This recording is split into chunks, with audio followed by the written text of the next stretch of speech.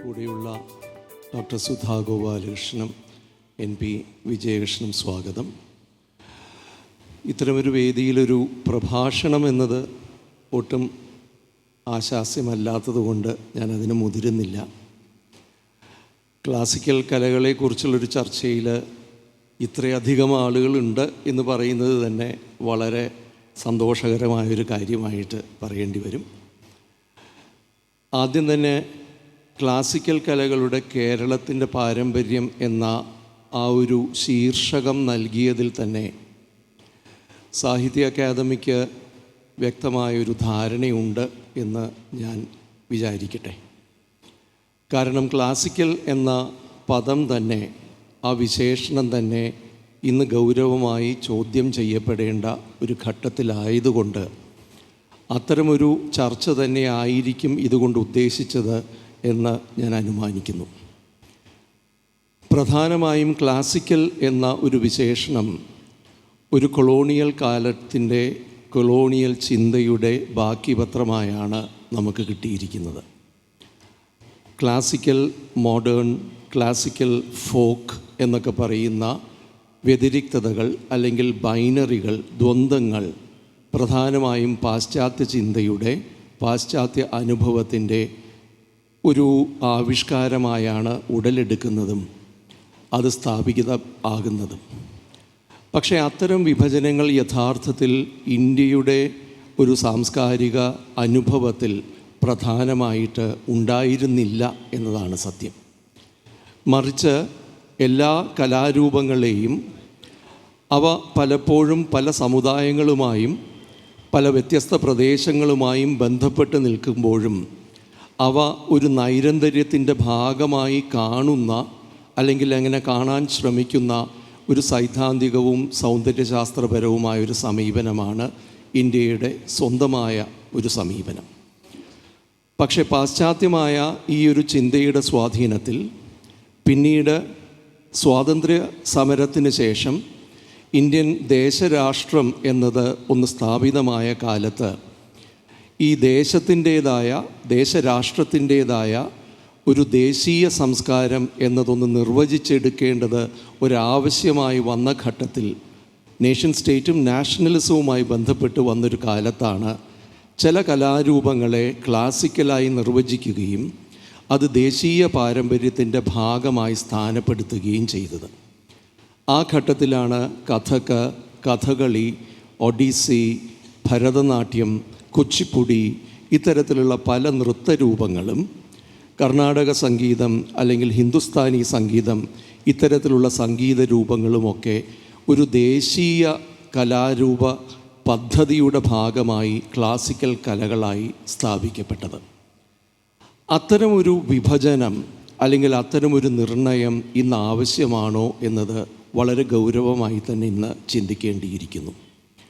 ഒന്നാമത്തത്, അത്തരമൊരു ക്ലാസിക്കൽ എന്ന ബോധത്തിൽ അടങ്ങിയിരിക്കുന്ന, നിർലീനമായി നിൽക്കുന്ന ചില ധാരണകളെ ഒന്ന് ചുരുളഴിച്ച് കാട്ടുകയാണെങ്കിൽ എങ്ങനെയാണ് ഇത്തരമൊരു ധാരണ നമ്മുടെ പ്രയോഗങ്ങളെയും നമ്മുടെ ധാരണകളെയും നമ്മുടെ വിമർശന സമീപനങ്ങളെയും ഒക്കെ സ്വാധീനിച്ചത് എന്ന് മനസ്സിലാക്കാൻ കഴിയും.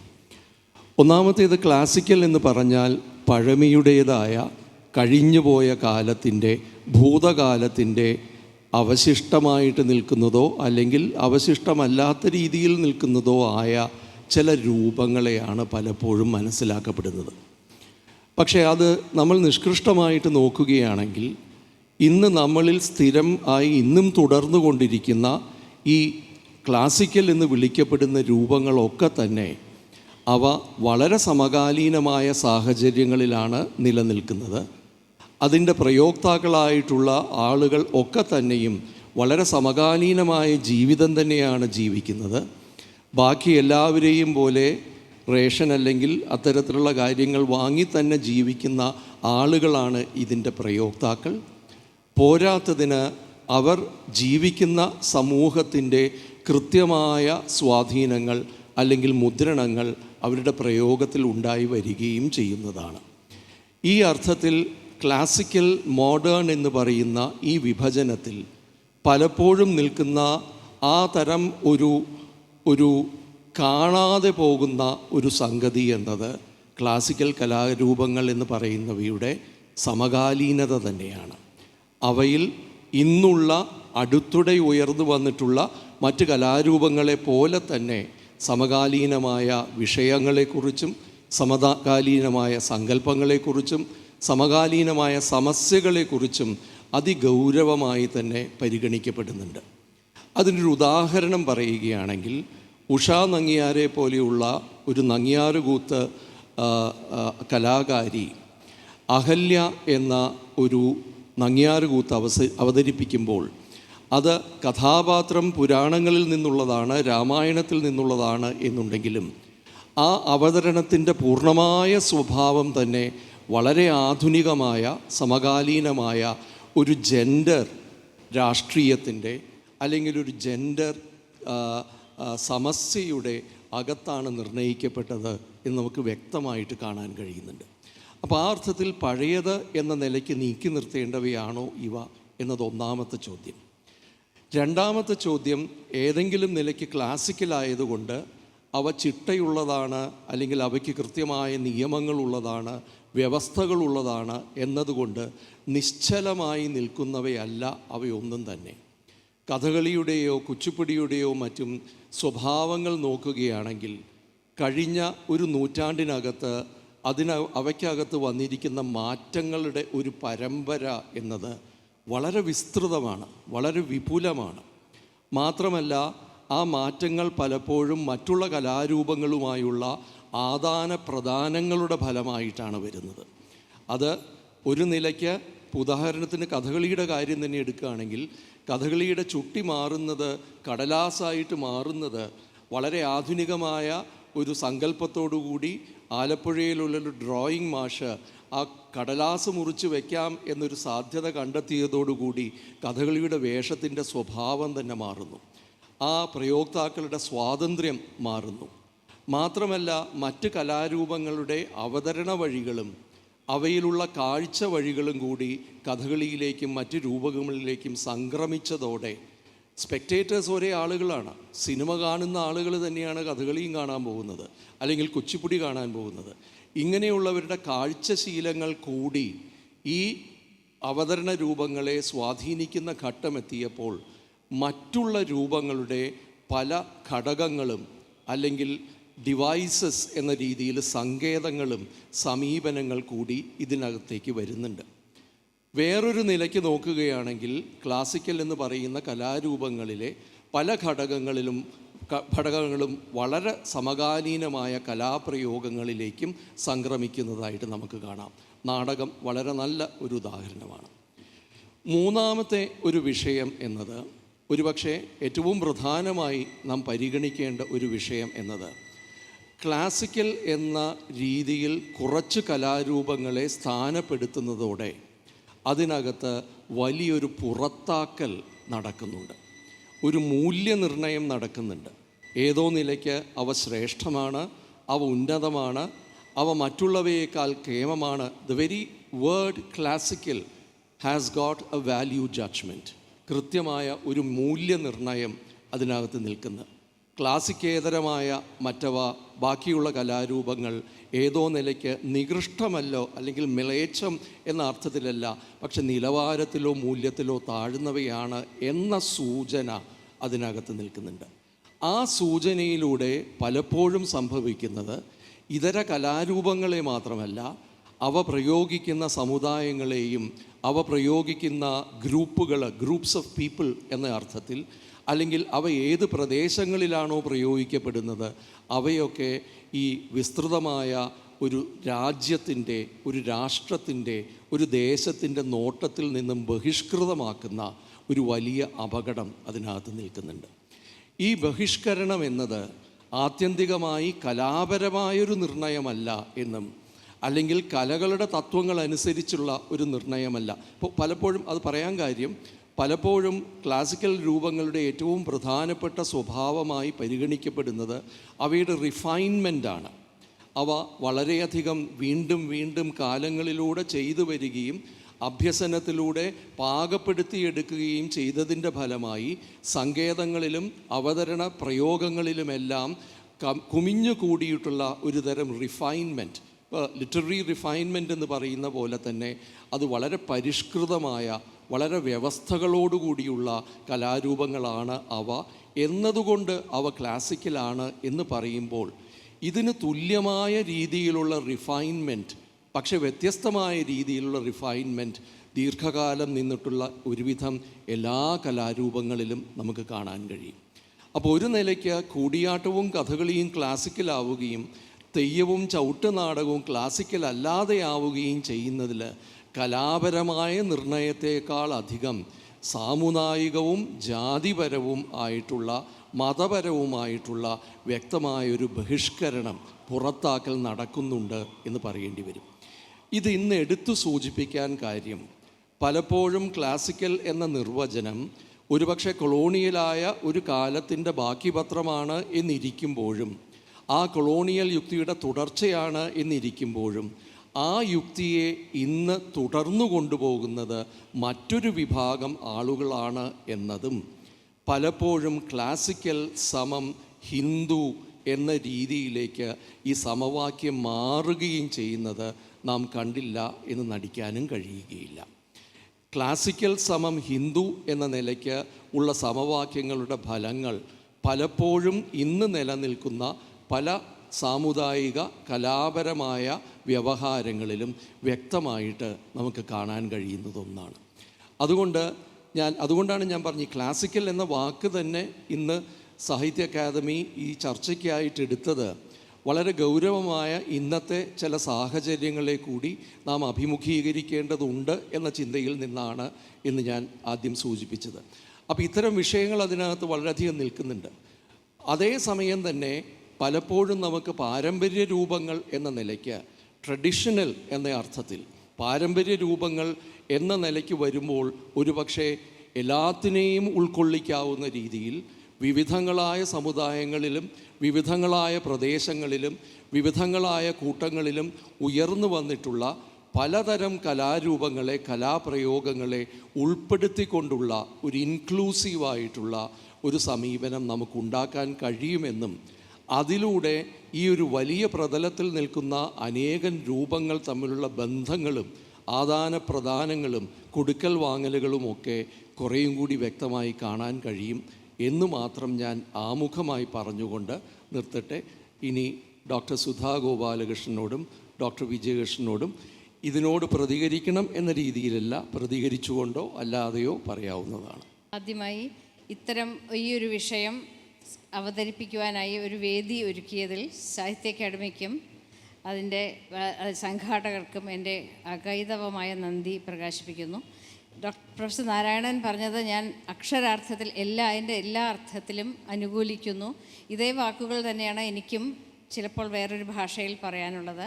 ക്ലാസിക്കൽ എന്ന പദത്തിനെ പറ്റി വളരെയധികം ചർച്ചകൾ ഉണ്ടായിട്ടുണ്ട്. പണ്ട് അതായത് ഒരു 30 കൊല്ലം മുമ്പ് ക്ലാസിക്കൽ എന്ന പദത്തിനോട് ആർക്കും ഒരു സംശയമുണ്ടായിരുന്നില്ല. ചിലതെല്ലാം ക്ലാസിക്കൽ, ചിലതെല്ലാം ഫോക്ക് എന്നൊരു ധാരണ പൊതുവെ ഉണ്ടായിരുന്നു. പക്ഷേ ഇപ്പോൾ വളരെ സന്തോഷകരമായിട്ട് അതെല്ലാം ഒരു പുനർവിചിന്തനം നടക്കുന്നൊരു കാലഘട്ടമാണ് ഇത്. അപ്പം അതിനെപ്പറ്റി ആലോചിക്കുകയാണെങ്കിൽ തന്നെ സംഗീത നാടക അക്കാദമി ഒരു 1940-50കളിലാണ് ഉണ്ടായത്. അന്ന് ഈ പറഞ്ഞ നാഷണലിസത്തിൻ്റെ ഭാഗമായി ചില പ്രത്യേക കലാരൂപങ്ങളെ മാറ്റി നിർത്തി അവയ്ക്ക് ക്ലാസിക്കൽ എന്ന ഒരു ടെർമിനോളജി കൊടുക്കുകയും ബാക്കിയുള്ളവയെ വേറെ ചില ഈ പറഞ്ഞ ഫോക്ക് എന്ന് പറയാം, അല്ലെങ്കിൽ പാരമ്പരികം, ട്രഡീഷണൽ എന്ന് ഇങ്ങനെ പല പല വാക്കുകൾ പറഞ്ഞു. ഇതെല്ലാം ഈ തരത്തിൽ, പക്ഷേ ക്ലാസിക്കലിനെ ഒരു തരം വരേണ്യ സംസ്കാരത്തിൻ്റെ പ്രതിനിധികളാക്കി മാറ്റി നിർത്തി. അപ്പോൾ ഇതിന് കടന്നുകൂടാൻ, ഈ ക്ലബിൽ കടന്നുകൂടാൻ പലർക്കും വെമ്പലുണ്ടായിരുന്നു. ദാസിയാട്ടം പോലെ അല്ലെങ്കിൽ സതിർ എന്ന് ഉരുത്തിരിഞ്ഞ് വന്ന ഭരതനാട്യം എന്ന പേരിട്ട്, ഭരതൻ്റെ നാട്യം, നാട്യശാസ്ത്രകർത്താവായ ഭരതൻ്റെ നാട്യമായ ഭരതനാട്യം എന്ന പേരിട്ട ഒരു കലാരൂപം.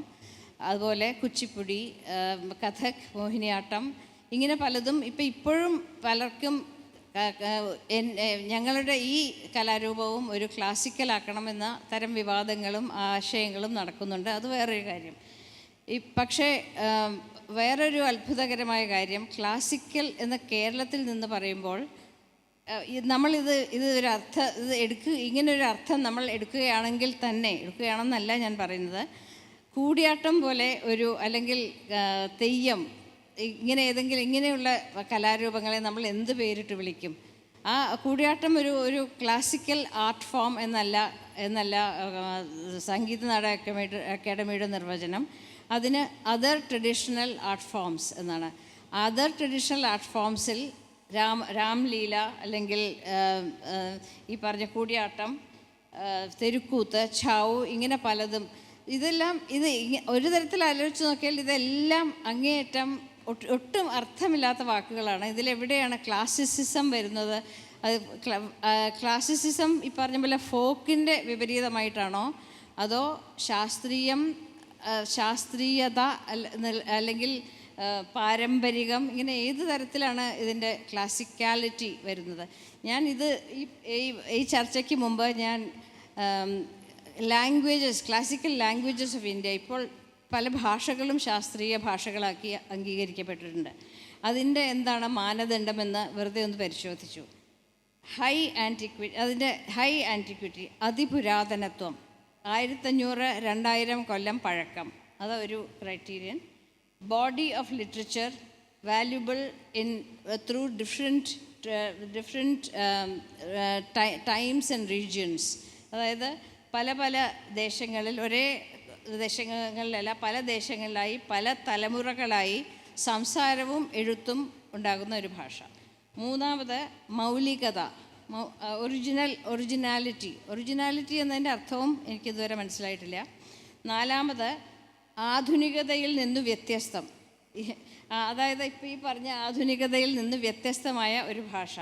പരിണാമങ്ങളിൽ നിന്ന് വ്യതിരിക്തത, ഒട്ടും മാറ്റം പാടില്ല, മാറ്റമില്ലാത്ത ഒരു ഭാഷ. ഇങ്ങനെയൊരു തരം ഡെഫിനിഷൻസിൽ കൂടെയാണ് ഇപ്പോൾ മലയാളവും ഒരു ക്ലാസിക്കൽ ഭാഷയായിട്ട് അംഗീകരിക്കപ്പെട്ടത്. മലയാള ഭാഷയിൽ വന്ന മാറ്റങ്ങളെപ്പറ്റി അതിനെപ്പറ്റിയൊന്നും ഇവിടെ വിസ്തരിക്കേണ്ട ആവശ്യമില്ല. എത്രയോ അധികം പല ദേശഭാഷകളിലും പല തരം ബ്ലെൻഡിങ്ങിലും കൂടെയാണ് ഇപ്പോഴത്തെ മലയാളം രൂപാന്തരപ്പെട്ടത്.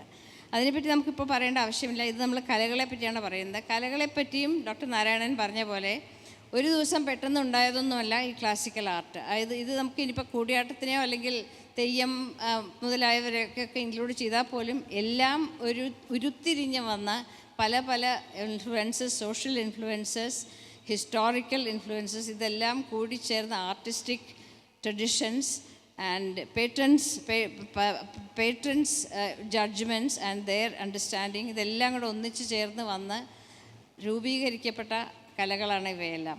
സോ ഇതിനെ ക്ലാസിക്കൽ എന്ന് വിളിക്കുന്നതിന് യാതൊരു അർത്ഥവുമില്ല എന്നല്ല, അതൊരു വെറും ടെർമിനോളജി മാത്രമാണ്.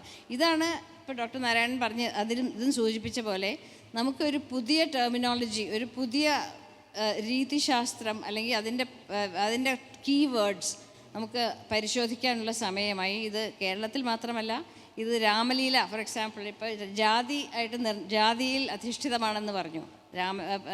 രാമലീല എന്ന കലാരൂപത്തിനെ ഞാൻ കുറച്ചധികം പഠിക്കുകയുണ്ടായി യുനെസ്കോയുടെ ഒരു സബ്മിഷൻ സംബന്ധിച്ച്.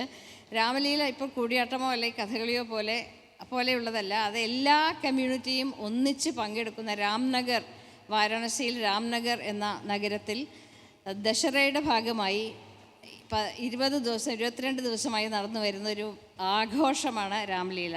ഇത് രാമൻ്റെ കഥ തന്നെയാണ്. പക്ഷേ ഒരു വ്യത്യാസമുണ്ട്. തുളസീദാസിൻ്റെ തുളസി രാമായണം എല്ലാവരും, ഏതു ജാതിക്കാരും മതക്കാരും ഒന്നിച്ചിരുന്ന് വായിച്ച് അതിൻ്റെ പ്രകടനമാണ്. ഇതിൽ ജാതി മത വ്യത്യാസങ്ങളൊന്നുമില്ല. മുസ്ലിംസ് ആയാലും വേണ്ടില്ല, ഹിന്ദുക്കളായാലും വേണ്ടില്ല, എല്ലാവരും ഒന്നിച്ച് സമന്വയിപ്പിച്ച് കൊണ്ടുവരുന്ന ഒരു നാടക കലാരൂപമാണ് രാമലീല. അപ്പം അതിനിപ്പോൾ എന്തൊക്കെ വ്യത്യാസം വന്നു? ഞാനിത് പറയുന്നത് ഒരു 15-20 കൊല്ലം മുമ്പാണ്. അതിനിപ്പോൾ എന്ത് വ്യത്യാസം വന്നു, അതിൻ്റെ രൂപപരിണാമങ്ങൾ എനിക്കറിയില്ല. പക്ഷേ ഇതിലിപ്പോൾ തെയ്യം ആയാലും എല്ലാവരുടെയും ഒരു കൂട്ടായ്മയാണ് ഇങ്ങനത്തെ രൂപങ്ങൾ.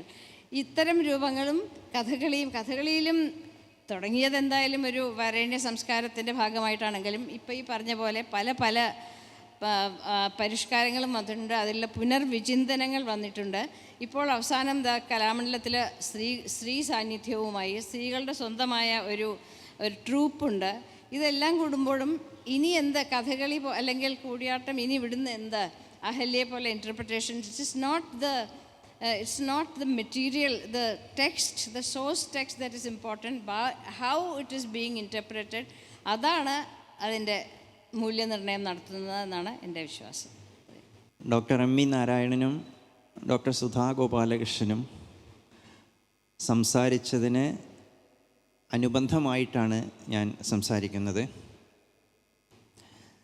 നമ്മൾ ഈ ക്ലാസിക്കൽ എന്ന പദത്തെ ശാസ്ത്രീയം എന്ന് വിശേഷിപ്പിച്ചാൽ, അല്ലെങ്കിൽ അത്തരത്തിലൊന്ന് വിശകലനം ചെയ്താൽ, സയൻസ് എന്ന അർത്ഥത്തിലല്ല, ശാസ്ത്രീയ കല എന്നുള്ള ഒരു പേര് കൊടുക്കുമ്പോൾ നമ്മളത് ശാസിക്കപ്പെടുന്നതാണ് ശാസ്ത്രം.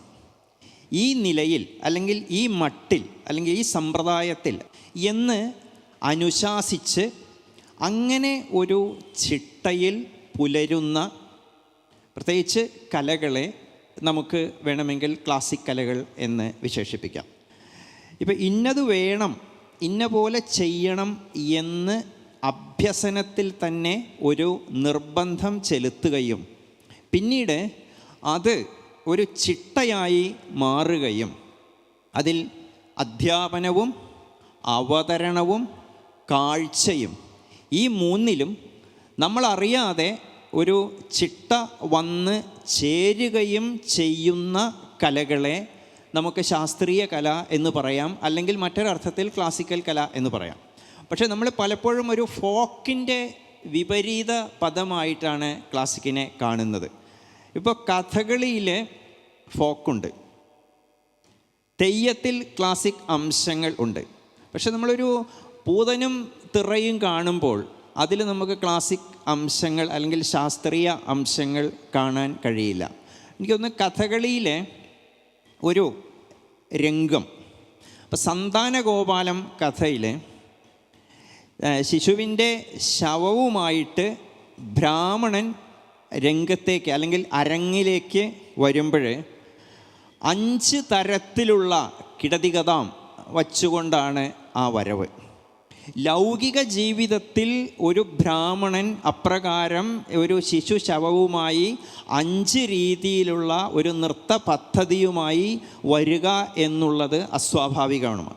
അപ്പം അങ്ങനെ ഒരു അസ്വാഭാവികതയെ നമ്മൾ ഒരു കൃത്യമായ കളരിയിൽ പഠിപ്പിച്ച ഒരു താള ചിട്ടയ്ക്ക് അനുസരിച്ച് വരുമ്പോൾ, പലപ്പോഴും നാട്യശാസ്ത്രം വിലക്കിയ പലതും കഥകളിയിൽ അരങ്ങത്ത് സൗന്ദര്യമായി മാറുമ്പോൾ അതിനൊരു ശാസ്ത്രീയ ചിട്ട വരികയാണ്. അതുപോലെ നളചരിതത്തിലെ ആ ഒരു പ്രണയ രംഗമായിട്ടുള്ള കുവലയ വിലോചനെ ബാലേ ഭൈമി എന്നുള്ളത് അടന്ത 56 അക്ഷര കാലത്തിലാണ്. അവിടെയാണ് അതിൻ്റെ ചിട്ട വരുന്നത്. അതുപോലെ കഞ്ചതള ലോചനെ സുഭദ്രാഹരണത്തിൽ അത് ചമ്പ 40 അക്ഷരകാലത്തിലാണ് വരുന്നത്. അപ്പോൾ അവിടെ ഇതൊന്നും സാധാരണ ജീവിതത്തിലോ അല്ലെങ്കിൽ മറ്റ് കലകളിലോ കാണാത്ത ചില അംശങ്ങൾ കഥകളിയിലും കൂടിയാട്ടത്തിലും ഒരു സമ്പ്രദായമായി വരികയും പാരമ്പര്യമായി, അപ്പം നേരത്തെ ഡോക്ടർ എം വി നാരായണൻ സൂചിപ്പിച്ച പോലെ അതൊരു കൊളോണിയൽ കാലത്തിൻ്റെ ഭൂതകാലത്തിൻ്റെ അവശിഷ്ടമാണ് എങ്കിൽ കൂടി ആ ഒരു ചിട്ടയിലൂടെ പുലരുകയും, ഇപ്പം കഥകളിയിലെ കല്ലുവഴി ചിട്ടയും കപ്ലിങ്ങാടൻ ചിട്ടയും കാവുങ്കൽ ചിട്ടയും, ഈ 3 പല ചിട്ടകളും പല രീതിയിലുള്ള സൗന്ദര്യ ശാസ്ത്രങ്ങളാണ് പിൻപറ്റിയിരുന്നത്. കല്ലുവഴി ചിട്ടക്കാർ പലപ്പോഴും കാവുങ്കൽ ചിട്ടക്കാരെ കാണരുത് എന്ന് പറയുകയും തെക്കൻ ചിട്ട വളരെ മോശമാണ് എന്ന് പറയുകയും ചെയ്തിരുന്ന ഒരു കാലം ഉണ്ടായിരുന്നു. അപ്പോൾ അവിടെ തന്നെ ചിട്ടയിൽ തന്നെ കൃത്യമായ രീതിയിൽ വ്യവച്ഛേദിച്ച് 2 ദർശനങ്ങൾ ഉണ്ടായിരുന്നു. കൂടിയാട്ടത്തിലും അതെ, അമ്മനൂർ ചിട്ടയും പൈങ്കുളം ചിട്ടയും മാണി ചിട്ടയും, ഈ മൂന്നും അടിസ്ഥാനപരമായി അതിൻ്റെ സൗന്ദര്യ സ്വഭാവം ഒന്നാണെങ്കിലും ആ ചിട്ടയിലുള്ള വ്യത്യാസം, അത് കൂത്ത് പറയുന്നത് വാചികത്തിലും അരങ്ങിലും ഈ ചിട്ടയുടെ വ്യത്യാസം ഒരു കാലത്ത് കൃത്യമായി അനുഭവപ്പെട്ടിരുന്നു. അപ്പോൾ ഓരോ രീതിയിൽ ഓരോ ചിട്ടയ്ക്കും അതിൻ്റേതായ അനുശാസിക്കപ്പെട്ടതായ ഒരു സമ്പ്രദായം അത് കളരിയിൽ എപ്രകാരം പഠിപ്പിക്കുന്നു. ഇപ്പോൾ പട്ടിക്കാന്തൊടി രാവുണ്ണിമേനോൻ കേരള കലാമണ്ഡലം രാമൻകുട്ടി നായരെ അല്ലെങ്കിൽ പത്മനാഭൻ നായരെ ഒരു ചിട്ടയിൽ അഭ്യസിപ്പിക്കുന്നു. പട്ടിക്കാന്തൊടി രാവുണ്ണിമേനോൻ്റെ ചിട്ട അതേപോലെയാണോ കലാമണ്ഡലം രാമൻകുട്ടി നായർ പിന്തുടർന്നിരുന്നത്? നേരത്തെ ഡോക്ടർ എം വി നാരായണൻ സൂചിപ്പിച്ചതുപോലെ കാലത്തിൻ്റേതായ അന്തരം അതിൽ കാണാൻ സാധിക്കും. പത്മനാഭൻ നായർ അഭ്യസിപ്പിച്ച കലാമണ്ഡലം ഗോപിയിലെത്തുമ്പോഴേക്ക് അടിസ്ഥാനപരമായ ആ ചിട്ട നിലനിൽക്കുന്നുണ്ട് എങ്കിൽ കൂടി പുതിയ ചില ചിട്ടയിലേക്ക് കലാമണ്ഡലം ഗോപിയുടെ വേഷങ്ങൾ, ഇപ്പോൾ പലപ്പോഴും നളചരിതം 4-ാം ദിവസത്തിൽ അഭിലാഷം കൊണ്ടു തന്നെ എന്ന് പറയുന്ന ഭാഗത്ത് ഒരു രവിവർമ്മ ചിത്രത്തേക്ക് ഓർമ്മിപ്പിക്കുന്ന പോലെ അദ്ദേഹം നിൽക്കുന്നുണ്ട്. കുണ്ടിനനായക നന്ദിനിക്ക് ഒത്തൊരു പെണ്ണില്ല എന്ന് പറയുന്നിടത്തും ഈ ചിട്ടയെ മാറ്റിക്കൊണ്ടുള്ള ചില രീതിശാസ്ത്രങ്ങൾ അദ്ദേഹം പിൻപറ്റുന്നുണ്ട് എങ്കിൽ കൂടി ശാസിക്കപ്പെട്ടതായ ഒരു ചിട്ടയിൽ അഭ്യസിച്ചതിൻ്റെയും അത് കൃത്യമായി അവതരിപ്പിച്ചതിൻ്റെയും കാലികമായ ഒരു തിരുത്താണ്, സർഗാത്മകമായ ഒരു തിരുത്താണ് അവർ നടത്തുന്നത്. പലപ്പോഴും ഈ കല്ലുവഴി ചിട്ടയിൽ കൃത്യമായ രീതിയിൽ ചിട്ടപ്പെട്ട കഥകൾ കണ്ട പ്രേക്ഷകർ അല്ലെങ്കിൽ കാണികൾ ഒരു കാലത്ത് ഒരു 70-80കളിലൊക്കെ കൃഷ്ണൻ നായരുടെ വേഷങ്ങളെ ഗോഷ്ഠി എന്ന് പറഞ്ഞതായിട്ട് പഴമക്കാർ പറയുന്നുണ്ട്. അപ്പോൾ അവർക്ക് കൃത്യമായ രീതിയിൽ ആ ഒരു കലാമണ്ഡലം രാമൻകുട്ടി നായരുടെ കത്തിവേഷത്തിൻ്റെ ചിട്ട അല്ലെങ്കിൽ വഴങ്കട കുഞ്ചു നായരുടെ ആ പച്ചവേഷത്തിൻ്റെ ഔചിത്യപൂർണമായ ചിട്ട അത് കാലാനുസൃതമായിട്ട് ഒരു നടൻ ഉല്ലംഘിക്കുമ്പോൾ അതിനെ ഗോഷ്ഠി എന്ന് പറഞ്ഞിരുന്ന കാണികൾ, അപ്പോൾ അത് അവതരണത്തിൽ ഉണ്ടായിരുന്ന ചിട്ടകളെ ഒരു കലാകാരൻ ഉല്ലംഘിക്കുമ്പോൾ കാണി ആ ചിട്ടയിൽ നിന്ന് വ്യതിചലിച്ചവരെ എതിർക്കുന്ന ഒരവസ്ഥ ഈ കഥകളിയിൽ ഉണ്ടായിരുന്നു. ഇതുതന്നെയാണ് കൂടിയാട്ടത്തിലും. പൈങ്കുളം ചിട്ടയാണോ മാണി ചിട്ടയാണോ അമ്മന്നൂർ ചിട്ടയാണോ അതിൻ്റെ ശാസിതമായ രീതിയിൽ കൃത്യമായി പുലരുന്നത് എന്നതിനെക്കുറിച്ചുള്ള തർക്കങ്ങൾ ഉണ്ടായിരുന്നു. അപ്പോൾ ആ നിലയ്ക്ക് കൃത്യമായ അർത്ഥത്തിൽ ചിട്ട പുലർത്തുന്നതോടെ ഈ ക്ലാസിക് അംശം നിലനിർത്തും എന്നുള്ള ഒരു ധാരണ അത് അഭ്യസിപ്പിക്കുന്നവർക്കും അവതരിപ്പിക്കുന്നവർക്കും അതിൻ്റെ കാണികൾക്കും ഉണ്ടായിരുന്നു ഒരു കാലഘട്ടം വരെ. പക്ഷെ പിന്നീട് അതിൽ നിന്നുള്ള എല്ലാമുള്ള ഒരു വ്യതിചലനവും ഉണ്ടായിട്ടുണ്ട്. ഇതാണ് ഈ ദൃശ്യവുമായി ബന്ധപ്പെട്ട് പറയാനുള്ളത്. ഇനി നമ്മൾ ക്ലാസിക് എന്ന് പറയാവുന്ന വാദ്യകലകളുണ്ട്, അതിനെക്കുറിച്ച് അടുത്ത റൗണ്ടിൽ സംസാരിക്കാം. ഡോക്ടർ സുധാ ഗോപാലകൃഷ്ണൻ സൂചിപ്പിച്ച ആ ഒരു ഭാഷകളുടെ ക്ലാസിക്കൽ ഭാഷകളെക്കുറിച്ചുള്ളത് വളരെ പ്രസക്തമാണ് എന്ന് തോന്നുന്നു. അതിൽ ക്ലാസിക്കൽ എന്ന പദത്തിൻ്റെ മലയാള പരിഭാഷ വളരെ ശ്രദ്ധേയമാണ്. അത് ശ്രേഷ്ഠ ഭാഷകൾ എന്നാണ് പറയുന്നത്. അപ്പോൾ ഡോക്ടർ സുധ സൂചിപ്പിച്ച പോലെ തന്നെ ആ ശ്രേഷ്ഠ പദവിയിൽ എത്തിച്ചേരാനുള്ള വലിയ പങ്കപ്പാടുകളായിരുന്നു പല ഭാഷകളും ഇവിടെ നടത്തിയത്. മലയാളം തമിഴിൽ നിന്നും എത്രയോ 12 നൂറ്റാണ്ട് മുമ്പ് തൊട്ടേ വ്യത്യസ്തമായിരുന്നു എന്ന രീതിയിൽ ഏതോ ചില സൂചനകൾ മുൻപാക്കം വയ്ക്കുകയും വ്യക്തമായിട്ട് അതിനകത്ത് നിലനിൽക്കുന്ന ഒരു ദ്രവ്യമോഹം കൂടി അതിനകത്തുണ്ട് എന്നത് പറയാതെ നിവൃത്തിയില്ലാത്തതുകൊണ്ട് അത് പറയുകയും ചെയ്യുന്നു. പക്ഷേ ഈ ഒരു ശ്രേഷ്ഠ ബോധം എന്നതാണ് ഇതിനകത്തെ വളരെ ഗൗരവമായി നാം പരിഗണിക്കേണ്ടതെന്ന് തോന്നുന്നു. NP വിജയകൃഷ്ണൻ പറഞ്ഞത് ശാസന എന്ന ഒരു ശാസിക്കുക എന്നതിൻ്റെ അഭ്യസിപ്പിക്കുക എന്നത് ആ അർത്ഥത്തിൽ അതിൻ്റെ ഒരു മൂലപദത്തിൽ നിന്നുമാണ് ശാസ്ത്രം എന്ന ഒരു സംസ്കൃത പദം വരുന്നത്. അത് ഇന്നത്തെ ഇംഗ്ലീഷ് പദത്തിലെ സയൻസ് എന്നതുമായിട്ട് ബന്ധമില്ല എന്നതും സത്യം തന്നെയാണ്. പക്ഷേ ഈ ഒരു ശാസനയുടെ ശാസ്ത്രമായി തീരുന്നതിൻ്റെ, നമ്മൾ സംസ്കൃതത്തിൽ നോക്കുകയാണെങ്കിൽ ന്യായവും വൈശേഷ്യവും അല്ലെങ്കിൽ സാഹിത്യവും വ്യാകരണവും എല്ലാം ശാസ്ത്രങ്ങളായിട്ടാണ് പരിഗണിക്കുന്നത്. ഈ ശാസ്ത്രങ്ങളുടെ ഏറ്റവും ഇൻട്രസ്റ്റിംഗ് ആയ കാര്യം, സംസ്കൃതത്തിലെ ശാസ്ത്രങ്ങളുടെ ശാസ്ത്രബോധം എന്ന് പറയുന്നത് അടിസ്ഥാനപരമായി ഒരു ടാക്സോണമിയിലാണ് അത് വരുന്നത്. ഇപ്പോൾ നാട്യശാസ്ത്രം എന്നൊരു ശാസ്ത്രം എന്നത് ശാസ്ത്രമായിട്ട് മുമ്പോക്കം വയ്ക്കുന്നത് നിലനിൽക്കുന്ന അന്ന് ലഭ്യമായിരുന്ന കലാരൂപങ്ങളുടെ വളരെ വിസ്തൃതമായ ഒരു വിശകലനത്തിലൂടെ ഏതെല്ലാം തരത്തിലുള്ള രൂപകങ്ങളുണ്ട്, അതിനകത്ത് നടൻ്റെ ശരീരത്തെയും പ്രയോഗത്തെയും കൃത്യമായി വേർതിരിച്ച് അംഗപ്രത്യംഗ ഉപാംഗങ്ങളായി വേർതിരിച്ച് അവയുടെ ഓരോന്നിൻ്റെയും പ്രയോഗങ്ങൾ എന്താണ് എന്ന് പറയുന്ന ഒരു ടാക്സണോമിക്കൽ വർഗീകരണത്തിൻ്റെ ഒരു ഇമാജിനേഷനാണ് ശാസ്ത്രങ്ങളിൽ പലപ്പോഴും നിൽക്കുന്നത്. ഇത് തന്നെയാണ് നമുക്കൊരു പക്ഷേ പാണിനിയുടെ വർക്കിലും ആദ്യത്തെ ഒരു തലത്തിൽ നമുക്ക് കാണാൻ കഴിയുന്നത്. അത്തരമൊരു ശാസ്ത്രീയ ബോധം എന്നത് സംസ്കൃത സിദ്ധാന്തത്തിൻ്റെ അല്ലെങ്കിൽ സംസ്കൃതത്തിൻ്റെ ഒരു ചിന്തയുടെ മണ്ഡലത്തിൽ ഉടനീളം നമുക്ക് കാണുകയും ചെയ്യുന്നുണ്ട്. ഇവിടെ കലാരൂപങ്ങളുടെ കാര്യത്തിൽ സംഭവിച്ചിരിക്കുന്നത്, എന്തായിരുന്നു ഇവയുടെ ആന്തരികമായ വിചാരം? ഇത് ഗൗരവമായിട്ട് പരിഗണിക്കേണ്ടി വരും. മുമ്പ് കൂടിയാട്ടം ചെയ്യുന്നവരോ കുച്ചിപ്പുടി ഭാഗവതമേള ചെയ്യുന്നവരോ അല്ലെങ്കിൽ സതിരാട്ടം ചെയ്യുന്നവരോ ഇത്തരത്തിൽ ഞങ്ങൾ പ്രയോഗിക്കുന്നത് ഒരു ശാസ്ത്രീയ കലാരൂപമാണ് എന്ന ഒരു ബോധം ഒരു പക്ഷേ 19-ാം നൂറ്റാണ്ടിലോ 18-ാം നൂറ്റാണ്ടിലോ ഉള്ളവർക്കുണ്ടായിരുന്നോ? അതോ അവരുടെ ഒരു ഇൻറ്റേർണൽ കോൺഷ്യസ്നെസ് എന്ന് പറയുന്നത് പ്രധാനമായും, നമ്മളവിടെ വേറൊരു വിഷയം കൂടി വരുന്നുണ്ട്. ഈ കലാരൂപങ്ങളൊക്കെ അധിക പങ്കും നിലനിന്നിരുന്നത് വ്യക്തമായ രക്ഷാകർതൃത്വത്തിൻ്റെയും പുരസ്കരണത്തിൻ്റെയും ഒരു സാഹചര്യത്തിലാണ്. കലാകാരന്മാർക്ക് അധിക പങ്കും സ്വതന്ത്രമായി വ്യവഹരിക്കാനുള്ള സ്വാതന്ത്ര്യം നിഷേധിക്കപ്പെടുകയും ഒരു രക്ഷാകർത്താവ് അല്ലെങ്കിൽ ഒരു പുരസ്കർത്താവ് പലപ്പോഴും പ്രഭുസ്ഥാനത്തിരിക്കുന്ന, അതിൻ്റെ സാമ്പത്തികമായ അടിത്തറ നൽകുന്ന ഒരാളുടെ അധികാരത്തിന് കീഴിൽ അല്ലെങ്കിൽ കുറേ ആളുകളുടെ അധികാരത്തിന് കീഴിൽ അവർ നിർണയിക്കുന്ന പോലെ പ്രവർത്തിക്കാൻ നിർബന്ധിതരാകുന്ന അവസ്ഥയാണ് പലപ്പോഴും കലാകാരന്മാർക്കുണ്ടായിരുന്നത്.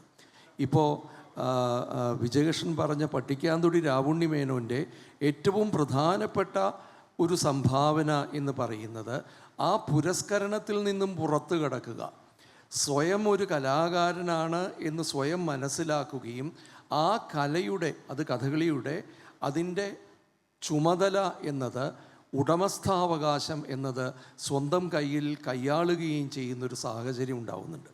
പ്രസിദ്ധമായൊരു കഥയുണ്ട്. വള്ളത്തോള് കലാമണ്ഡലം സ്ഥാപിച്ചു കഴിഞ്ഞ് രാവുണ്ണിമേനോനെ അവിടെ കളരിയിൽ ആശാനായിട്ട് കൊണ്ടുപോയി നിർത്തിക്കഴിഞ്ഞപ്പോൾ രാവുണ്ണിമേനോൻ കളരിയിലിരുന്ന് പഠിപ്പിക്കുന്ന സമയത്ത് ഏതോ ഒരു വാക്കിൻ്റെ മുദ്ര ശരിയല്ല എന്ന് വള്ളത്തോളിന് മനസ്സിലാവുകയും അത് വന്ന് കളരിയിൽ വന്ന് പട്ടിക്കാന്തൊടി രാവുണ്ണിമേനോനെ തിരുത്തുകയും ചെയ്യുന്നു.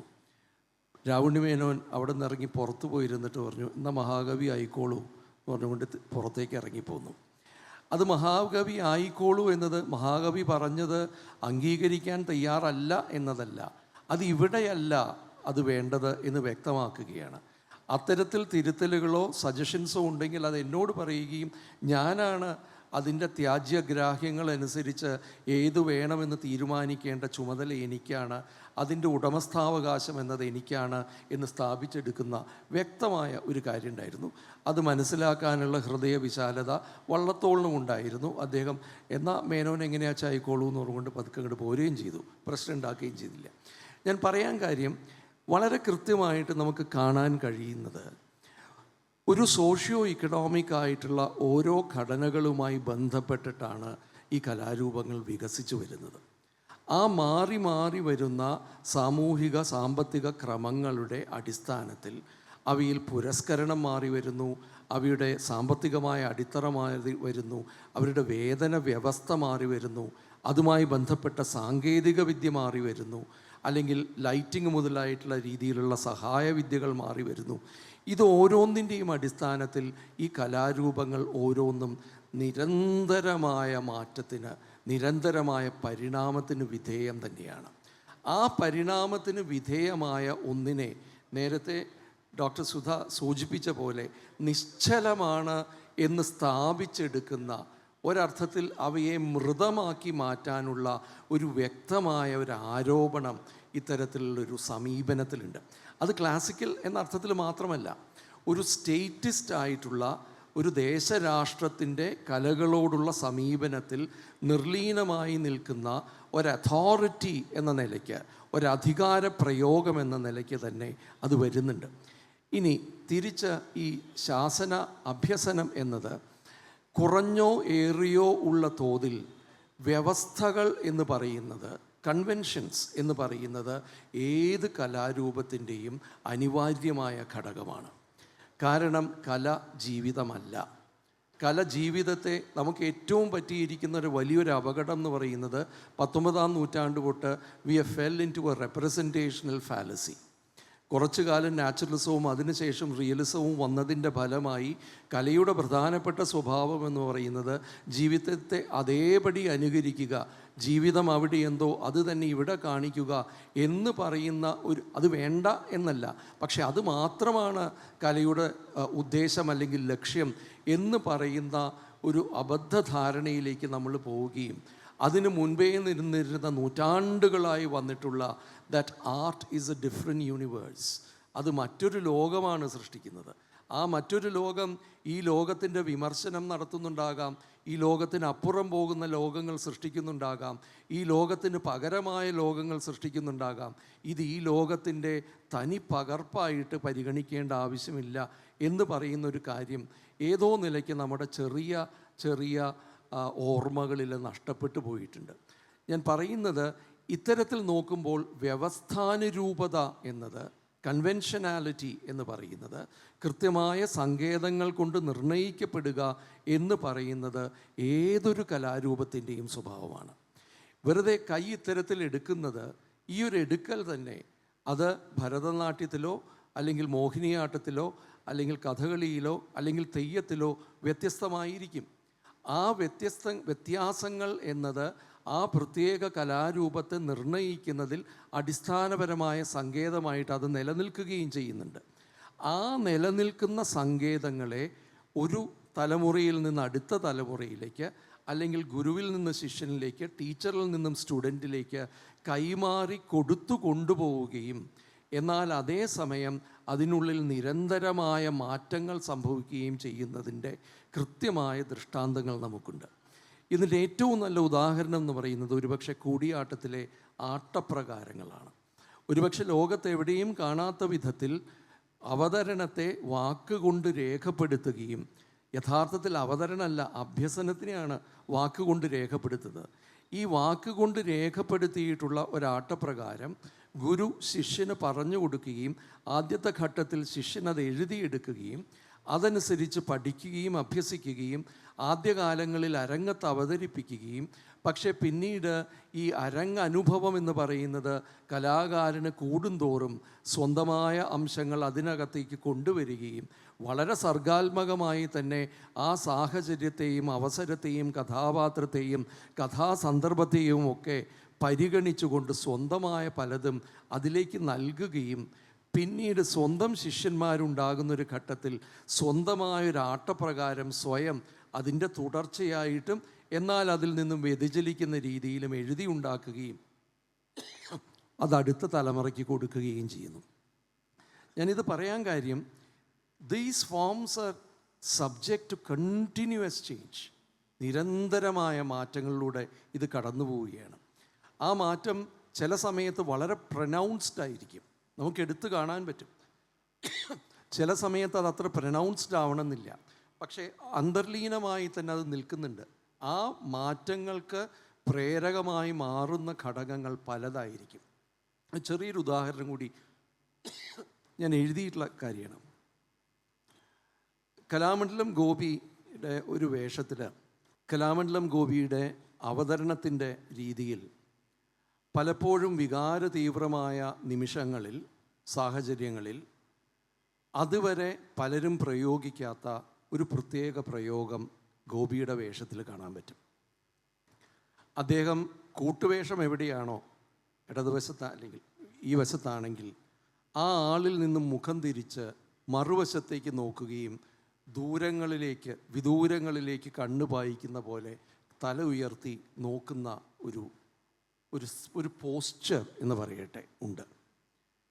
ഒരു കാലത്ത് കഥകളിയിൽ സാധ്യമേ അല്ലാതിരുന്നൊരു പോസ്ചറാണത്.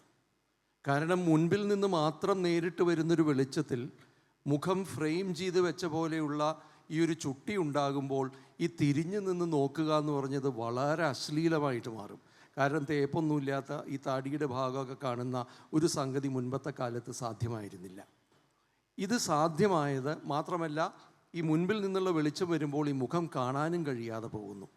ഇത് സാധ്യമായത് വളരെ ആധുനികമായ വിദ്യുത് ശക്തിയിൽ നിന്നും വരുന്ന വിളക്കുകൾ, പവർഫുള്ളായിട്ടുള്ള വിളക്കുകൾ വരികയും അതിനോടനുബന്ധിച്ചിട്ടുള്ളൊരു ഈസ്തറ്റിസൈസേഷൻ, മുഖം മുഴുവനും ചുട്ടി നേരെ തേച്ചുകൊണ്ടുള്ള ഒരു സ്വഭാവം ഉണ്ടാവുകയും ഈ തിരിഞ്ഞു നിൽക്കുക എന്ന് പറയുന്ന ഒരു സങ്കേതം, വേറൊരു ദിക്കിലേക്ക് നോക്കിക്കൊണ്ട് തിരിഞ്ഞു നിൽക്കുക എന്നൊരു സങ്കേതം ഫോട്ടോഗ്രാഫിയിലും സിനിമറ്റോഗ്രഫിയിലും ഒരർത്ഥത്തിൽ ഒരു കഥാപാത്രം തൻ്റെ ഉള്ളിലേക്കോ അല്ലെങ്കിൽ ഭൂതകാലത്തിലേക്കോ കണ്ണ് പായിക്കുന്ന, മനസ്സ് പായിക്കുന്ന ഒരു പ്രത്യേക ഐക്കോണിക് പോസ്ചറായിട്ട് നമ്മുടെ കാഴ്ചശീലങ്ങളിൽ വന്നതിൻ്റെയും ഫലമാണ് ഗോപിയാശാൻ ആ കാര്യം ചെയ്യുമ്പോൾ നമുക്കിത് വ്യക്തമായിട്ട് മനസ്സിലാവുന്നത്. അവിടെ ഗോപിയാശാൻ സിനിമയെ അനുകരിക്കുകയാണ് എന്നേ അല്ല ഞാൻ പറയാൻ ശ്രമിക്കുന്നത്. മറിച്ച് സിനിമ വന്നു കഴിഞ്ഞിരിക്കുന്ന ഒരു സാഹചര്യത്തിൽ, ഒരു പൊതു സൗന്ദര്യശാസ്ത്ര സാഹചര്യത്തിൽ, അല്ലെങ്കിൽ സൗന്ദര്യശാസ്ത്രമല്ല, ഒരു പൊതു കൾച്ചറൽ കോണ്ടെക്സ്റ്റിൽ കാണുന്ന ആളുകളുടെയും ഗോപിയാശാൻ്റെയും കാഴ്ചശീലങ്ങൾ മാറിക്കഴിഞ്ഞ ഒരു സാഹചര്യത്തിൽ ഇത് വളരെ സ്വാഭാവികമായിട്ട് പ്രയോഗിക്കുവാൻ ഗോപിയാശാന് കഴിയുന്നു. പ്രത്യേകിച്ചൊരു ചിന്തയും കൂടാതെ അത് മനസ്സിലാക്കാൻ നമുക്കും കഴിയുന്നു. ഇത്തരമൊരു മാറ്റം എന്നത്, വളരെ അടിത്തട്ടിൽ തന്നെ നിൽക്കുന്നൊരു മാറ്റം എന്നത് നമ്മുടെ ക്ലാസിക്കൽ എന്ന് പറയുന്ന കലകളിൽ നിരന്തരം നടക്കുന്നുണ്ട്. എല്ലാ കലകളിലും അത് നടക്കുന്നുണ്ട് എന്ന് സൂചിപ്പിക്കാനായിട്ടാണ് ഞാൻ ഈ ഒരു ഉദാഹരണം പറഞ്ഞത്. ഒരു കാര്യം കൂടി ഒന്ന് പറഞ്ഞുകൊള്ളട്ടെ.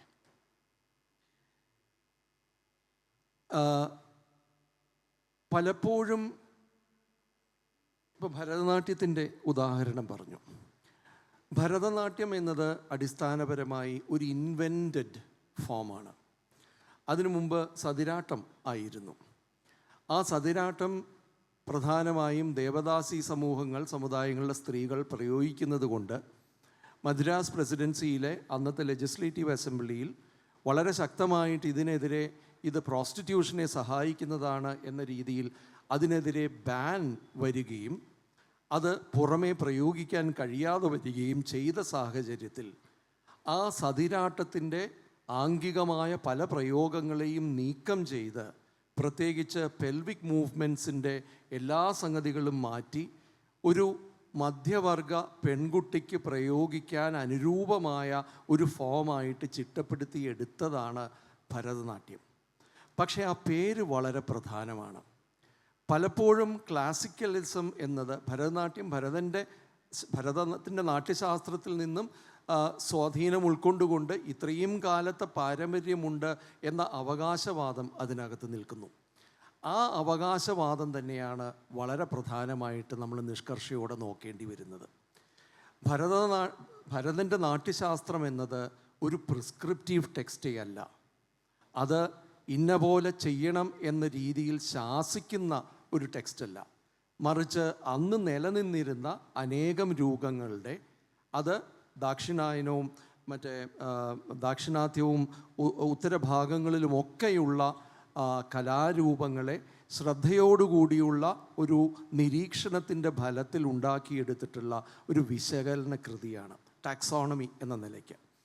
അതിനെ പിൻപറ്റിക്കൊണ്ട് പിന്നീട് വന്നിട്ടുള്ള, പ്രത്യേകിച്ച് 20-ാം നൂറ്റാണ്ടിലെ ഏറ്റവും പ്രധാനപ്പെട്ട ഇത്തരം ക്ലാസിക്കൽ ക്ലെയിംസ് മുഴുവനും വരുന്നത് ഈ ഭരതൻ നിർണയിച്ച രീതികളോട് ഇത് അവലംബിക്കുന്നുണ്ടോ, ഇത് അടുത്തു നിൽക്കുന്നുണ്ടോ, അതിനോട് ജസ്റ്റിഫിക്കേഷൻ ചെയ്യുന്നുണ്ടോ, എന്നാൽ ക്ലാസിക്കലാണ് എന്ന് പറയുന്ന ഒരു രീതി. ഇതിനെ ഞാൻ റിട്രോസ്പെക്റ്റീവ് റാഷണലൈസേഷൻ എന്ന് വിളിക്കട്ടെ. ഒരു സങ്കേതം ഇതിനകത്ത് ചരിത്രപരമായി ഉരുത്തിരിഞ്ഞിട്ടുണ്ടെങ്കിൽ അതിനൊരു സാധൂകരണം എന്ന് പറയുന്നത് നാട്യശാസ്ത്രത്തിൽ നിന്നും കണ്ടെത്താനുള്ള ശ്രമമാണ് ഇവിടെ നടക്കുന്നത്. ഞാൻ ഈ രീതിയിൽ ഇത് പറയാൻ കാര്യം, the classical is a constructed category. അത് നിർമ്മിതമായ ഒരു കാറ്റഗറിയാണ്. It is post the art. ആർട്ടിന് ശേഷം അത് ഉരുത്തിരിയുകയും വികസിക്കുകയും ചെയ്തതിന് ശേഷം ഉണ്ടാക്കിയെടുത്ത, നിർമ്മിച്ചെടുത്ത ഈ കലാരൂപങ്ങൾക്ക് മേൽ ആരോപിക്കപ്പെട്ടിട്ടുള്ള ഒരു കാറ്റഗറിയാണ് ക്ലാസിക്കൽ അല്ലെങ്കിൽ ക്ലാസിസിസ്റ്റ് എന്ന് പറയുന്നത്. ക്ലാസിക്കൽ എന്ന വാക്ക് നമ്മൾ ആ രീതിയിൽ ഉപയോഗിക്കുകയാണെങ്കിൽ കഥകളി ഒരുപക്ഷെ നിയോ ക്ലാസിക്കൽ എന്ന് വിളിക്കേണ്ടി വരും. കാരണം കഥകളിക്ക് ഈ തരത്തിലുള്ള ചിട്ട വെച്ചിട്ട് ചിട്ടയ്ക്കാണ് പ്രധാനം എന്ന രീതിയിൽ അതിനെ നിയോ ക്ലാസിക്കൽ എന്ന് വിളിക്കേണ്ടി വരും. പക്ഷേ ഇതിന് ശേഷം ഉണ്ടാക്കിയിട്ടുള്ള ഈ ഒരു കാറ്റഗറി വെച്ച് ഇതിൻ്റെ സ്വാഭാവികമായി കലാരൂപങ്ങളുടെ സ്വാഭാവികമായ വളർച്ചയെയും സ്വാഭാവികമായ പരിണാമത്തെയും സ്വാഭാവികമായ വികാസത്തെയും പലപ്പോഴും കൂട്ടിലടച്ച് ഞെരുക്കിയെടുക്കുന്ന ഒരു സമ്പ്രദായമായിട്ട് ഇത് മാറുന്നു. അതിനോട് ഒത്തുചേർന്ന് പോകുമോ ഈ കലകൾ എന്ന് സംശയമാണ്. കാരണം അതിന് കൂടുപൊട്ടിച്ച് തന്നെ പുറത്തേക്ക് പോവുകയും ചെയ്യും. പക്ഷേ ഇത്തരത്തിലുള്ള ഒരു അധികാര പ്രയോഗം എന്നത് ഈ കലകൾക്ക് മേൽ ക്ലാസിക്കൽ എന്ന് പറയുന്ന പ്രയോഗം പദം വെച്ചിട്ട്, വാക്ക് മാത്രമല്ല അതുമായി ബന്ധപ്പെട്ട അനേകം അനുമാനങ്ങളും അനേകം സങ്കല്പനങ്ങളും പ്രയോഗങ്ങളുമെല്ലാം ആ രീതിയിൽ പ്രവർത്തിക്കുന്നുണ്ട് എന്ന് സൂചിപ്പിക്കാനാണ്. അടുത്തത് വീണ്ടും ഇതിൻ്റെ ഒരു തുടർച്ചയായിട്ട് പറയുകയാണെങ്കിൽ ഇൻവെൻറ്റഡ് ഫോം എന്ന് പറഞ്ഞു. കഥകളി, ഭരതനാട്യം ഒരു ഇൻവെൻറ്റഡ് ഫോമാണ്. കഥകളിയെ പറ്റി അങ്ങനെ പറഞ്ഞില്ല ഡോക്ടർ നാരായണൻ, അതുമാണ് ശരി. പക്ഷേ ഞാൻ പറയുകയാണെങ്കിൽ ക്ലാസിക്കൽ എന്ന് നമ്മളിപ്പോൾ വിളിക്കുന്ന എല്ലാ കലകളും ഇൻവെൻറ്റഡ് ഫോമാണ്. ഇത് ഒരു 40കളിലോ 50കളിലോ 60കളിലോ എല്ലാ ഈ പറഞ്ഞ ഓരോ ഒഡീസി ആയാലും വേണ്ടില്ല, കഥക്കായാലും വേണ്ടില്ല, സത്രിയ എന്നുള്ള ഏറ്റവും പുതിയ member of the classical club അതായാലും വേണ്ടില്ല, എല്ലാം ഉരുത്തിരിഞ്ഞ് വന്നത് അവിടുത്തെ ഫോക്ക് അത് പരമ്പരാഗതമായിട്ടുള്ള പല പല കലകളിൽ നിന്നാണ്. അത് പ്രത്യേകിച്ചും ഒഡീസിയെ പറ്റി പറഞ്ഞിരുന്നു അന്ന്. എൻ്റെ വളരെ എനിക്കധികം ബഹുമാനമുള്ള കപിലവാസ്യായൻ പറഞ്ഞതാണ്, this is A form that we made across the table, V made this form. ഇത്രയും ശക്തമായിട്ട് അവർ പറഞ്ഞു. അതുപോലെ തന്നെ കഥക്കാണെങ്കിൽ പണ്ട് അങ്ങേയറ്റം നാടുകളിൽ മാത്രം പ്രചരിച്ചിരുന്ന ഒരു ഫോമിനെ, ഒരു കലയെ മുഗൾ സ്വാധീനത്തോടു കൂടെ അതിനെ ഒരു സുന്ദരമായ ഒരു കലയാക്കിയിട്ട്, ഡാൻസ് ആക്കിയിട്ട്, പിന്നെ അത് പല ആഗോള പ്രശസ്തി നേടി. എങ്കിലും ഇപ്പോൾ ഒരു പുതിയൊരു പുസ്തകം വന്നത് ഞാൻ വളരെ കൗതുകത്തോടു കൂടെ വായിച്ചു. അതായത് അതിൻ്റെ മുഗൾ സംസ്കാരത്തിനെ മുഴുവൻ തുടച്ചു മാറ്റി.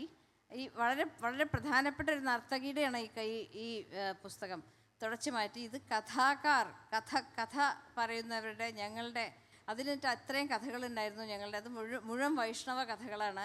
ഇതിൽ മുഗൾ സംസ്കാരം ആരോപിക്കപ്പെടുകയാണ്, അതൊട്ടുമില്ല എന്ന് പറഞ്ഞിട്ട് ഇങ്ങനെയുള്ള പല പല അത് നടക്കുന്നുണ്ട്.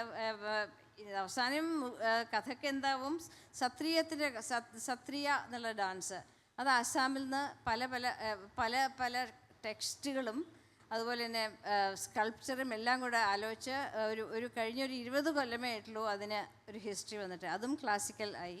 ഇപ്പോഴും വേറെ പലതും ക്ലാസിക്കൽ പദവിയിലേക്ക് ഉയർത്താനായിട്ട് അവിടെ ഡൽഹിയിൽ ആലോചനകളും അതിൻ്റെ അത് നടക്കുന്നുണ്ട്.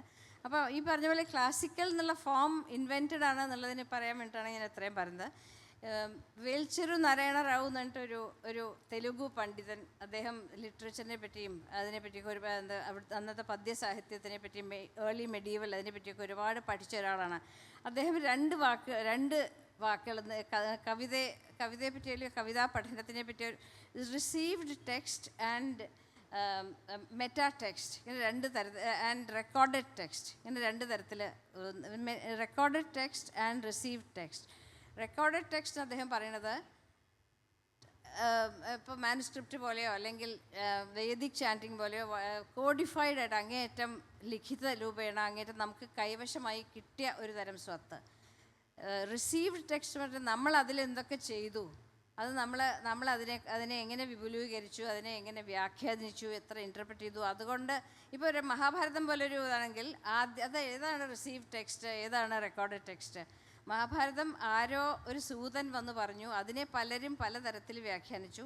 മെനി മഹാഭാരതാസ് അന്ന് ഒരു അതിന് 1600 വ്യാഖ്യാനങ്ങളോടുകൂടെ ഒരു ക്രിട്ടിക്കൽ എഡിഷൻ ഉണ്ടാക്കി. ഇപ്പം ആലോചിക്കുകയാണെങ്കിൽ 1600 അതിൽ 5000 തരം കഥകൾ അതിലുണ്ടാവും, അതിൽ തുന്നിച്ചേർക്കാൻ പറ്റും. അപ്പം അങ്ങനെ അതിലൊന്നും ഒരു ഫിക്സിറ്റി ഇല്ല, എന്നാണ് എൻ്റെ അഭിപ്രായം. ഇതിൽ പലതും വായ്മൊഴി സംസ്കാരത്തിൽ നിന്ന് വന്നതാണ്. ഇപ്പോൾ ഈ കൂടിയാട്ടത്തിൻ്റെ കാര്യം പറഞ്ഞു, അത് വളരെ ചിട്ടയോട് കൂടെ വന്നതാണ്. കൂടിയാട്ടത്തിൻ്റെ കാര്യം പറയുകയാണെങ്കിൽ ഈ വിദൂഷകൻ്റെ ആഖ്യാനം അത് എവിടുന്ന് വരുന്നു? ഇപ്പോൾ രാമായണ പ്രബന്ധം 21 ദിവസത്തെ രാമായണ പ്രബന്ധം മന്ത്രാംഗത്തിൽ ചെയ്യേണ്ട. മന്ത്രാംഗം എന്ന് പറഞ്ഞാൽ എല്ലാ കഥകളും അന്നത്തെ സാമൂഹ്യ പരിസ്ഥിതിയിൽ എന്തൊക്കെ ഉണ്ടായിരുന്നു അന്നത്തെ അതിൻ്റെ ഒരു പരിഹാസ രൂപേണ അല്ലെങ്കിൽ ഫലിത രൂപേണുള്ളൊരു കഥാകഥനമാണ്. അതിലന്ന് ഒരാൾക്ക് തോന്നി രാമായണം കൂടെ ചേർത്തേക്കാം. ആ രാമായണ പ്രബന്ധം എന്ന് പറയുന്നതും ഒരു ഫിക്സ്ഡ് ടെക്സ്റ്റ് അല്ല, പല അവിടുന്ന് ഇവിടുന്നും തുന്നിച്ചേർത്ത്, ചിലത് ഭോജ ചമ്പൂന്നാവാം, ചിലത് വേറെ ഹനുമാൻ നാടകത്തിൽ നിന്നാവാം, എല്ലാം കൂടെ തുന്നിച്ചേർത്ത് ഒരു ടെക്സ്റ്റ് ഉണ്ടാക്കി. അല്ലെങ്കിൽ ഒരു ലിമിറ്റഡ് എത്ര ശ്ലോകങ്ങൾ, അതിലൊരു 300 ശ്ലോകങ്ങൾ ഉണ്ടായിരിക്കും. അതിനെ അധികരിച്ച് 21 ദിവസം കൊണ്ട് വിസ്തരിച്ച് കഥ പറയണതാണ്. അതും ഒരു ഫോമായി ഇങ്ങനെ forms is what we create and or rather it's A kind of creation between the one who hears it and the one who does it. അത് എവിടെ പറയണു, എന്ത് പറയണു, ആര് പറയണു എന്നുള്ളതാണ് ഇതിന് ഏറ്റവും പ്രധാനം. അതനുസരിച്ച് അതിൽ മാറ്റങ്ങളും സംഭവിക്കാം, അതിൽ പല പരിണാമങ്ങളും വരാം. അത് നമുക്ക് ഒരു സ്ഥലത്ത് ഒരു സമയത്ത് ഇരുന്ന് ജഡ്ജ് ചെയ്യാനുള്ളതല്ല ക്ലാസിക് കല എന്നാണ് എൻ്റെ അഭിപ്രായം. നേരത്തെ എം.ഇ. നാരായണൻ സൂചിപ്പിച്ച വള്ളത്തോളും പട്ടിക്കാന്തൊടിയും തമ്മിലുള്ള ആ ഒരു നീരസത്തിൻ്റെ ഒരു അനുബന്ധ കഥ കൂടി ഈ ചിട്ടയുമായി ബന്ധപ്പെടുത്തി പറയാമെന്ന് തോന്നുന്നു. വള്ളത്തോള് ആടാനുള്ള ശ്ലോകങ്ങൾ പട്ടിക്കാന്തൊടി രാവുണ്ണിമേനോനെ എഴുതി കൊടുക്കുമായിരുന്നു. രാവുണ്ണിമേനോൻ അത് വായിക്കുകയും അത് തിരിച്ചു കൊടുക്കുകയും ചെയ്യും. കാരണം ഇത് ആടുമ്പോൾ അവിടെ രസവിച്ഛിത്തി സംഭവിക്കുമെന്നും അത് ഈ ചിട്ടയ്ക്ക് എതിരാവുമെന്നും മാത്രമല്ല പലപ്പോഴും ഈ നാട്യധർമ്മി പ്രധാനമായ രംഗങ്ങളിൽ ലോകധർമ്മി വന്നാലുണ്ടാവുന്ന രസവിച്ഛിത്തിയെക്കുറിച്ച് പട്ടിക്കാന്തൊടി രാവുണ്ണിമേനോൻ ബോധവാനായിരുന്നു. ഉദാഹരണമായിട്ട് പാലാണിന്നു നിലാവത് ഇന്നലെ വരെ ചുണ്ണാമ്പു വെള്ളം എന്ന് തുടങ്ങുന്ന ഒരു ശ്ലോകം ആടാനായി കൊടുത്തപ്പോഴേ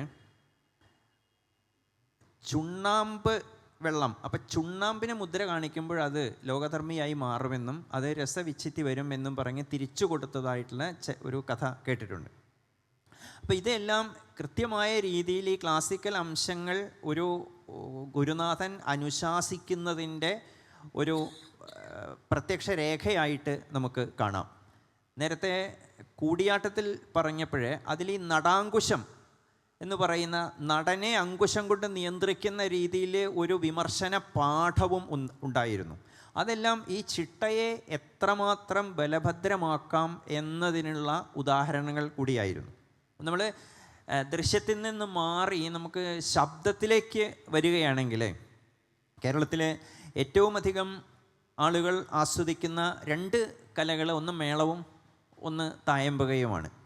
അപ്പം മേളത്തെ സംബന്ധിച്ച് മേളം എന്ന് പറയുമ്പോൾ സ്വാഭാവികമായും അത് തൃശ്ശൂർ ജില്ലയിൽ ഈ പെരുവനം ആറാട്ടുപുഴ ഭാഗത്തുള്ള അല്ലെങ്കിൽ തൃപ്പൂണിത്തുറ എറണാകുളം ആ ഭാഗത്തുള്ള മേളങ്ങളാണ്, അല്ലെങ്കിൽ ഗുരുവായൂർ വരെ നടക്കുന്ന മേളങ്ങളാണ് അതിൻ്റെ, പ്രത്യേകിച്ച് പഞ്ചാരി മേളം ആണ് അതിൻ്റെ ക്ലാസിക്കൽ ചിട്ട അനുശാസിക്കുന്ന വിധത്തിൽ കയ്യും കോലുമായി കൊട്ടിപ്പോരുന്നത് എന്നും വള്ളുവനാട്ടോ പാലക്കാട്ടോ വടക്കേ മലബാറിലോ ഉള്ള മേളങ്ങൾക്ക് അത്രമേൽ ശാസ്ത്രീയ ചിട്ട ഇല്ല എന്നും നമ്മൾ പെരുവനത്തെ പഞ്ചാരി, ആറാട്ടുപുഴ പഞ്ചാരി, ഇനി പാണ്ടിയാണെങ്കിൽ തന്നെ ആ പഞ്ചാരിയിൽ നിന്ന് വിഭിന്നമായ ആസ്വാദനം തരുന്ന പാണ്ടിക്കും ഉള്ള ഒരു ചിട്ട, അത് യഥാർത്ഥത്തിൽ ഈ തൃശ്ശൂർ ജില്ലയാണ് മേളത്തിൻ്റെ ഒരു ജന്മസ്ഥലി എന്നും ഇവിടുത്തെ ചിട്ടയാണ് മേളച്ചിട്ട എന്നുമുള്ളൊരു വിശ്വാസം നമുക്ക് ഉണ്ടാവുകയും വള്ളുവനാട്ടിലും വടക്കേ മലബാറിലും തായമ്പക കൊട്ടുന്നവരുടെ മേളമാണ്. അതുകൊണ്ട് ആ മേളത്തിന് ഒരു ശാസ്ത്രീയമായ ചിട്ട ഇല്ല എന്നും, ഇവിടെ തായമ്പക കൊട്ടാതെ മേളം മാത്രം കൊട്ടുന്ന കലാകാരന്മാരുടെ ആ മേളമാണ് യഥാർത്ഥ മേളം എന്നും ഉള്ള ഒരു ബോധവും നമുക്ക് ഉണ്ടായിരുന്നു. ഇന്നും അത് തുടരുന്നും ഉണ്ട്. അതുപോലെ തായമ്പക പാലക്കാട് ജില്ലയിൽ തന്നെ ഈ പൊന്നാനിക്കടുത്ത് മലമക്കാവിൽ അല്ലെങ്കിൽ തൃത്താലയിലും അവിടുന്ന് ഒരു 100 കിലോമീറ്റർ സഞ്ചരിച്ചാൽ എത്തുന്ന പാലക്കാട്ടും ഒരു ജില്ലയിലെ 2 അതിർത്തിയിൽ തന്നെ തായമ്പകയ്ക്ക് 2 ചിട്ട ഉണ്ടായി. മലമക്കാവ് ചിട്ട അല്ലെങ്കിൽ തൃത്താല സമ്പ്രദായം എന്നും മറ്റൊന്ന് പാലക്കാട് ചിട്ട എന്നും നമ്മൾ പറഞ്ഞു വരുന്നു. ആ ചിട്ടകൾ തമ്മിലും സൗന്ദര്യപരമായ ഒരു കലഹം ആദ്യകാലത്തെ നിലനിന്നിരുന്നു.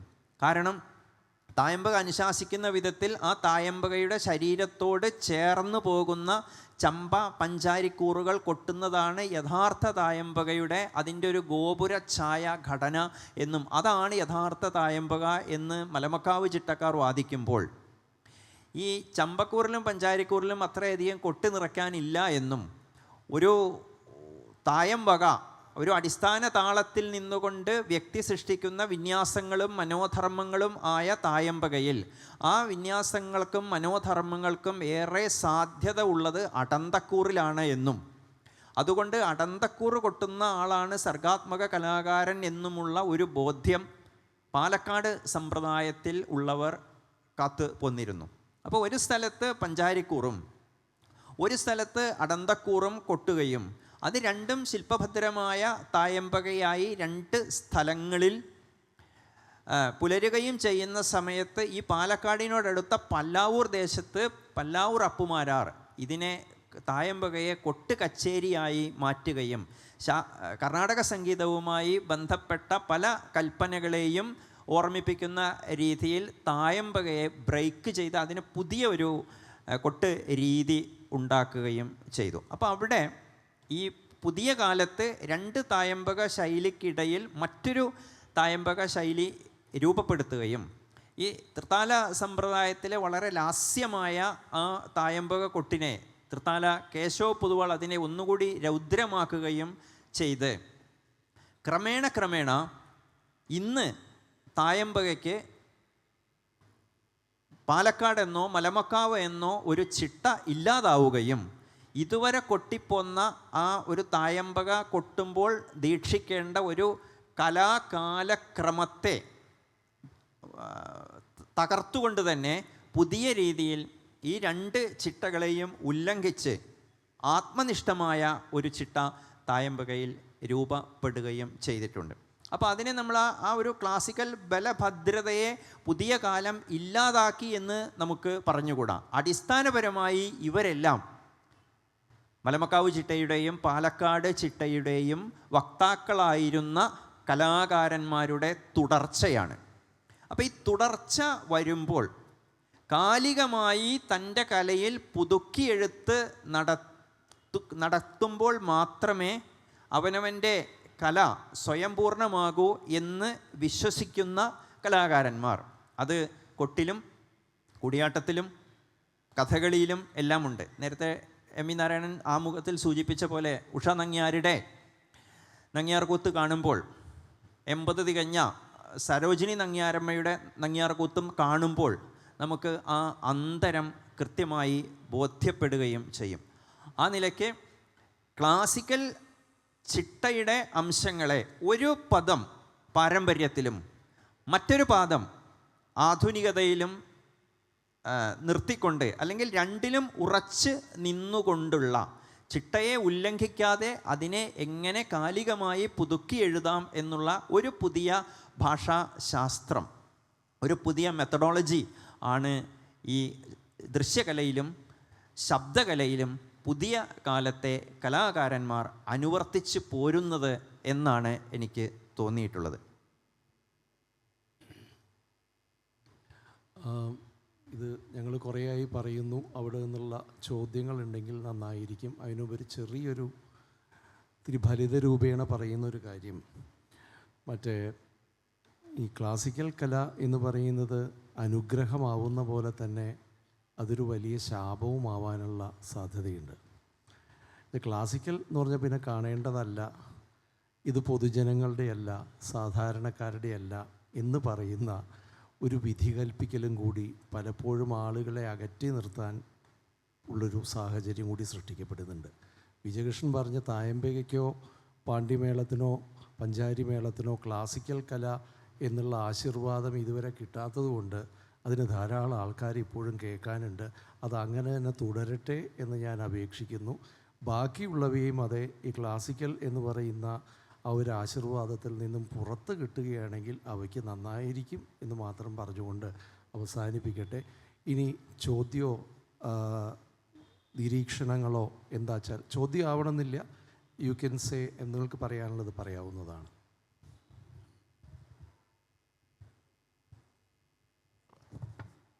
ചോദ്യമാണ്. 3 ചോദ്യങ്ങളുണ്ട്. അതിൽ ഒന്നാമത്തേന്ന് വെച്ചാൽ, ഇപ്പം അടുത്ത് ഞാനൊരു സ്റ്റേറ്റ്മെൻറ്റ് കേട്ടു, നിർവ്വാണാവസ്ഥയിലുള്ള ബുദ്ധന് ജെൻഡർ ഉണ്ടോ എന്നുള്ള സാധനം. ബോധോദയം കിട്ടിക്കഴിഞ്ഞാലുള്ള അവസ്ഥയിൽ തിയററ്റിക്കലി, ശരിക്കുമല്ല, അതിൽ ജെൻഡർ ഉണ്ടോ എന്നുള്ള സാധനം. അതുപോലെ തന്നെ എനിക്ക് ചോദിക്കാനുള്ളത്, ഈ പെർഫോമിംഗ് ബോഡിക്ക് ജെൻഡർ ഉണ്ടോ എന്നുള്ളതാണ്.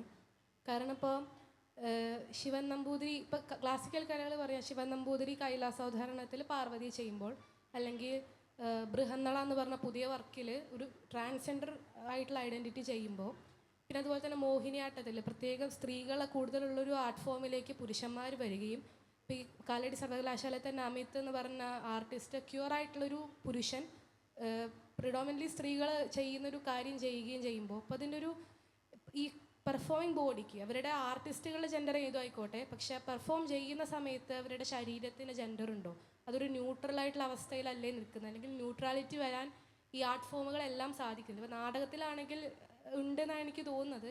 ഈ ശാസ്ത്രീയ കലകളിൽ കൂടിയാണ് എനിക്ക് ചോദിക്കാനുള്ളത്. കാര്യം പകർന്നാട്ടം ചെയ്യുമ്പോൾ വരുന്ന ജെൻഡറിൻ്റെ ഒരു വ്യത്യാസമാണ് ഒന്നാമത്തെ ചോദ്യം. അതുപോലെ തന്നെ ഈ മനുഷ്യന്മാരല്ലാത്ത മരങ്ങൾ, മൃഗങ്ങൾ എന്ന് ചെയ്യുമ്പോൾ ഉണ്ടാകുന്ന ഒരു പെർഫോമിംഗ് ബോഡിക്ക് ഉണ്ടാകുന്ന ഒരു മാറ്റമാണ് ഒന്നാമത്തെ ചോദ്യം.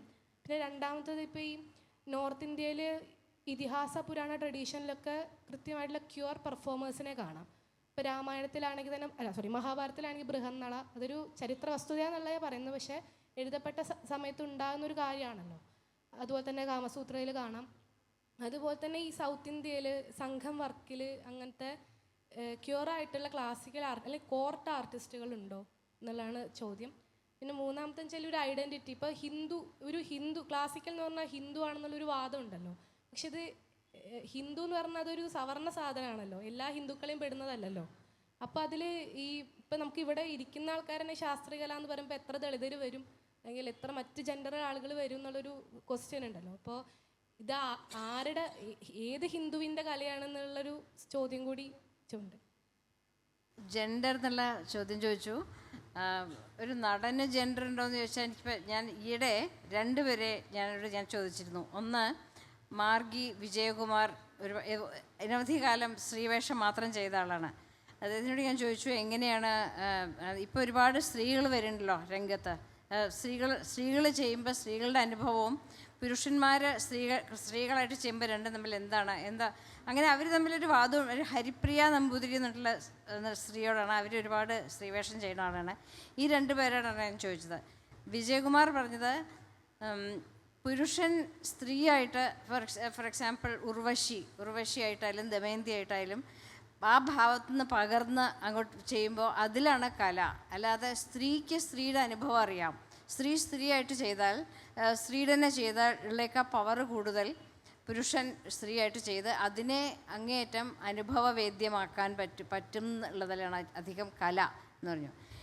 ഇതേ ചോദ്യം വേറൊരു ഘട്ടത്തിൽ ഞാൻ ഹരിപ്രിയ നമ്പൂതിരിയോട് ചോദിച്ചപ്പോൾ, പുരുഷന് കുറേയൊക്കെ ചെയ്യാമെങ്കിലും, ഒരു പരിധി വരെ ചെയ്യാമെങ്കിലും, സ്ത്രീയുടെ അത്ര അവർക്ക് എന്തൊക്കെ വികാരങ്ങൾ ഉൾക്കൊള്ളാൻ പറ്റും അത് മുഴുവൻ റെപ്രസെൻ്റ് ചെയ്യാൻ, not as a real person, ഒരു അവനവൻ സ്വന്തം ശരീരം എന്ന് പറഞ്ഞല്ലോ അതുപോലെ അല്ലാതെ, ഒരു ബോഡി സെൻസ് ഐഡൻറ്റിറ്റി അല്ലാതെ അതിലപ്പുറം ചെയ്യാൻ സ്ത്രീക്കുള്ള കഴിവ് പുരുഷനുണ്ടാവില്ല.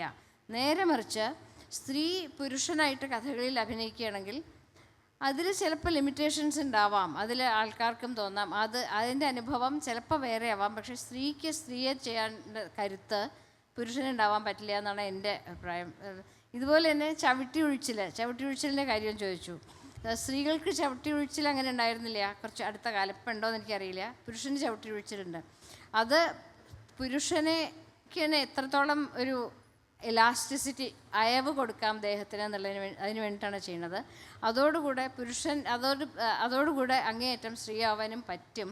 അതുകൊണ്ട് വളരെ പ്രധാനമാണ് ആണിനായാലും പെണ്ണിനായാലും ഒഴിച്ചിൽ. ഇങ്ങനെ വിജയകുമാർ പറഞ്ഞു. പക്ഷേ നേരെ അത് അദ്ദേഹത്തിൻ്റെ അഭിപ്രായം എന്ത് ആയാലും വേണ്ടില്ല. എനിക്ക് തോന്നുന്നത് സ്ത്രീക്ക് സ്ത്രീ ആവാൻ കൂടുതൽ പറ്റും പുരുഷന് സ്ത്രീ ആവാനേക്കാൾ എന്ന് പറഞ്ഞു. ഇതാണ് എനിക്കിതിനെപ്പറ്റി അത്ര അറിയാൻ പറ്റില്ല. പക്ഷേ രണ്ടുപേരുടെ അഭിപ്രായം, രണ്ട് തലങ്ങളിൽ നിന്ന അഭിപ്രായം ഞാൻ പറയണം.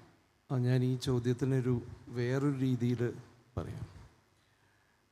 ബയോളജിക്കലായിട്ടുള്ള സെക്സും ജെൻഡറും രണ്ടും രണ്ടാണ് എന്ന് വളരെ വിശദമായ പഠനങ്ങൾ വന്നിട്ടുണ്ടല്ലോ. മാത്രമല്ല ജെൻഡർ ഒരു പെർഫോമൻസാണ് എന്നും വന്നു കഴിഞ്ഞിരിക്കുന്നത്. ആ പെർഫോമൻസ് ഏതെങ്കിലും ഒരു ടൈപ്പോളജിയിലേക്ക് ചുരുക്കാനും കഴിയില്ല. നിങ്ങൾ സ്ത്രീയെ റെപ്രസെൻ്റ് ചെയ്യുന്നുണ്ടോ എന്ന് ചോദിച്ചാൽ ഏത് സ്ത്രീ എന്ന് തിരിച്ചു ചോദിക്കാം. സ്ത്രീ ഒന്നല്ല, അനവധി സ്ത്രീകളുണ്ട്, ആയിരക്കണക്കിന് ലക്ഷക്കണക്കിന് സ്ത്രീകളുണ്ട്. അതിൽ ചില അംശങ്ങളെ മാത്രം കൂട്ടിച്ചേർത്ത് ഒരു ടൈപ്പോളജി ഉണ്ടാക്കി ഇതാണ് സ്ത്രീ എന്ന് നിർണ്ണയിക്കുന്നതിൽ അപകടം മനസ്സിലാവുന്നില്ല. അതിനൊരു കൃത്യമായൊരു ഫിക്സിങ് ഉണ്ട്. ഇവിടെ ആ നിലയ്ക്ക് കാണുമ്പോൾ ജെൻഡർ പെർഫോമൻസ് ആണെങ്കിൽ പെർഫോമൻസ് തന്നെ ജെൻഡേർഡായിട്ട് ചെയ്യാൻ പറ്റില്ലേ? പറ്റേണ്ടതല്ലേ? അമീത്തിൻ്റെ വിഷയം എനിക്കറിയുന്ന ആളാണ് അമീത്ത്. അമീത്ത് ഒരു ക്യൂർ പേഴ്സൺ എന്ന നിലയ്ക്ക് അമീത്ത് മോഹിനിയാട്ടം ചെയ്യുന്നു. അങ്ങനെ ക്യൂർനെസ് ഇല്ലാത്ത പുരുഷന്മാരും മോഹിനിയാട്ടം ചെയ്യുന്നുണ്ട്. സംസ്കൃത സർവകലാശാലയിൽ തന്നെയുണ്ട്, വേറെ ആളുകളുമുണ്ട്. ഈ ക്യൂർനെസ് എന്ന് പറയുന്നത് ഒരു പ്രീ റെക്വിസിറ്റ് അല്ല. പുരുഷന് സ്ത്രീയായിട്ട് അഭിനയിക്കാനായിട്ടോ സ്ത്രീക്ക് പുരുഷനായിട്ട് അഭിനയിക്കുവാനോ ഇത് ഒരു പ്രീ റെക്വിസിറ്റ് അല്ല. അതേത് സ്ത്രീയെയാണ് അവിടെ പ്രതിനിധാനം ചെയ്യുന്നത് എന്നതനുസരിച്ചിരിക്കും. എനിക്ക് തോന്നുന്നില്ല അമീത്ത് ഒരു സ്ത്രീയെയാണ് സ്റ്റേജിൽ റെപ്രസെൻ്റ് ചെയ്യുന്നത് എന്ന്. അമീത്ത് വേറൊരു എൻറ്റിറ്റിയാണ് റെപ്രസെൻ്റ് ചെയ്യുന്നത്. ആ നിലയ്ക്ക് നമ്മൾ ആലോചിക്കുമ്പോൾ പെർഫോമൻസ് എന്ന് പറയുന്നത് ഒരു പക്ഷേ ഈ കൾച്ചറലി കിട്ടിക്കഴിഞ്ഞിരിക്കുന്ന പെർഫോമേറ്റീവായിട്ടുള്ള ജെൻഡറിൽ നിന്നും രക്ഷപ്പെടാനുള്ളൊരു സാധ്യതയും കൂടി തുറന്നു കൊടുക്കുന്നുണ്ടാവും. മറ്റൊരു ഓൾട്ടറിറ്റി എന്ന് പറയുന്നത് ദി അതർ എന്ന നിലയ്ക്ക്. ഇപ്പോൾ ഡോക്ടർ സുധ സൂചിപ്പിച്ച പോലെ തന്നെ ഒരു പക്ഷേ ഒരു പുരുഷൻ ഒരു സ്ത്രീയായിട്ടോ അല്ലെങ്കിൽ ഒരു നോൺ കൺഫോമിങ് ജെൻഡറായിട്ടോ അല്ലെങ്കിൽ ഒരു സ്ത്രീ ഈ രീതിയിലോ ചെയ്യുമ്പോൾ അവരിൽ കൾച്ചറലായി നിർമ്മിക്കപ്പെട്ടിട്ടുള്ള സ്റ്റീരിയോ ടൈപ്സിൽ നിന്നും പുറത്ത് കിടക്കാനുള്ളൊരു സാഹചര്യം അതിനകത്ത് ഉണ്ടാവും. ഇതിൽ ന്യൂട്രാലിറ്റി എന്നാണോ അതിനെ പറയേണ്ടത് എന്ന് എനിക്ക് ഉറപ്പില്ല. പക്ഷേ that gender is always almost culturally created, constructed എന്ന സംഗതിയിൽ. രണ്ടാമത്തെ കാര്യം ഈ പങ്കെടുക്കുന്നവരുടെ ഇവിടെ ഉള്ളവരുടെ കാര്യവും അതല്ലേ രണ്ടാമത്തെ ചോദ്യം എന്തായിരുന്നു?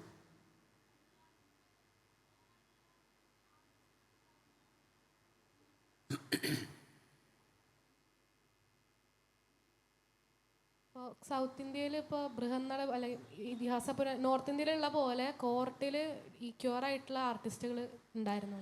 ഇതിൽ ഒരു പരിധി വരെയെങ്കിലും നമ്മുടെ മുൻകാലങ്ങളിലെ പല ആഖ്യാനങ്ങളിലും കൾച്ചറൽ ട്രാൻസാക്ഷൻസിലും ഈ ബൈനറി ആയിട്ടുള്ള ഒരു സെക്ഷുവാലിറ്റിയോ ബൈനറി ആയിട്ടുള്ള ഒരു ജെൻഡറിൻ്റെയോ പുറത്തു പോകുന്ന അനേകം സാധ്യതകൾ നമുക്ക് കാണാനുണ്ട്. അത് ഇന്ത്യയുടെ മാത്രമല്ല മറ്റു ദിക്കിലും അത് കാണാനുണ്ട്.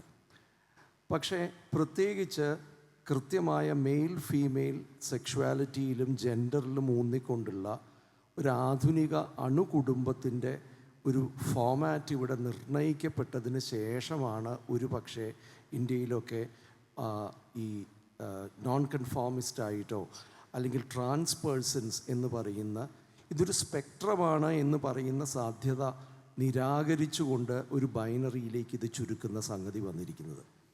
ഇപ്പോൾ വീണ്ടും ഒരു നിലയ്ക്ക് അല്ലെങ്കിൽ മറ്റൊരു നിലയ്ക്ക് പല രീതികളിൽ അതിനോടുള്ള റെസിസ്റ്റൻസുകൾ കൺസ്ട്രക്റ്റ് ചെയ്യപ്പെടുന്നുണ്ട്. അത് ഓരോ ഇൻഡിവിജ്വൽ പെർഫോമറും ആ രീതിയിൽ അതിനെ നെഗോഷിയേറ്റ് ചെയ്യേണ്ടി വരും, അവരുടെ തന്നെ പ്രത്യേകമായ പൊസിഷൻസിനനുസരിച്ച്.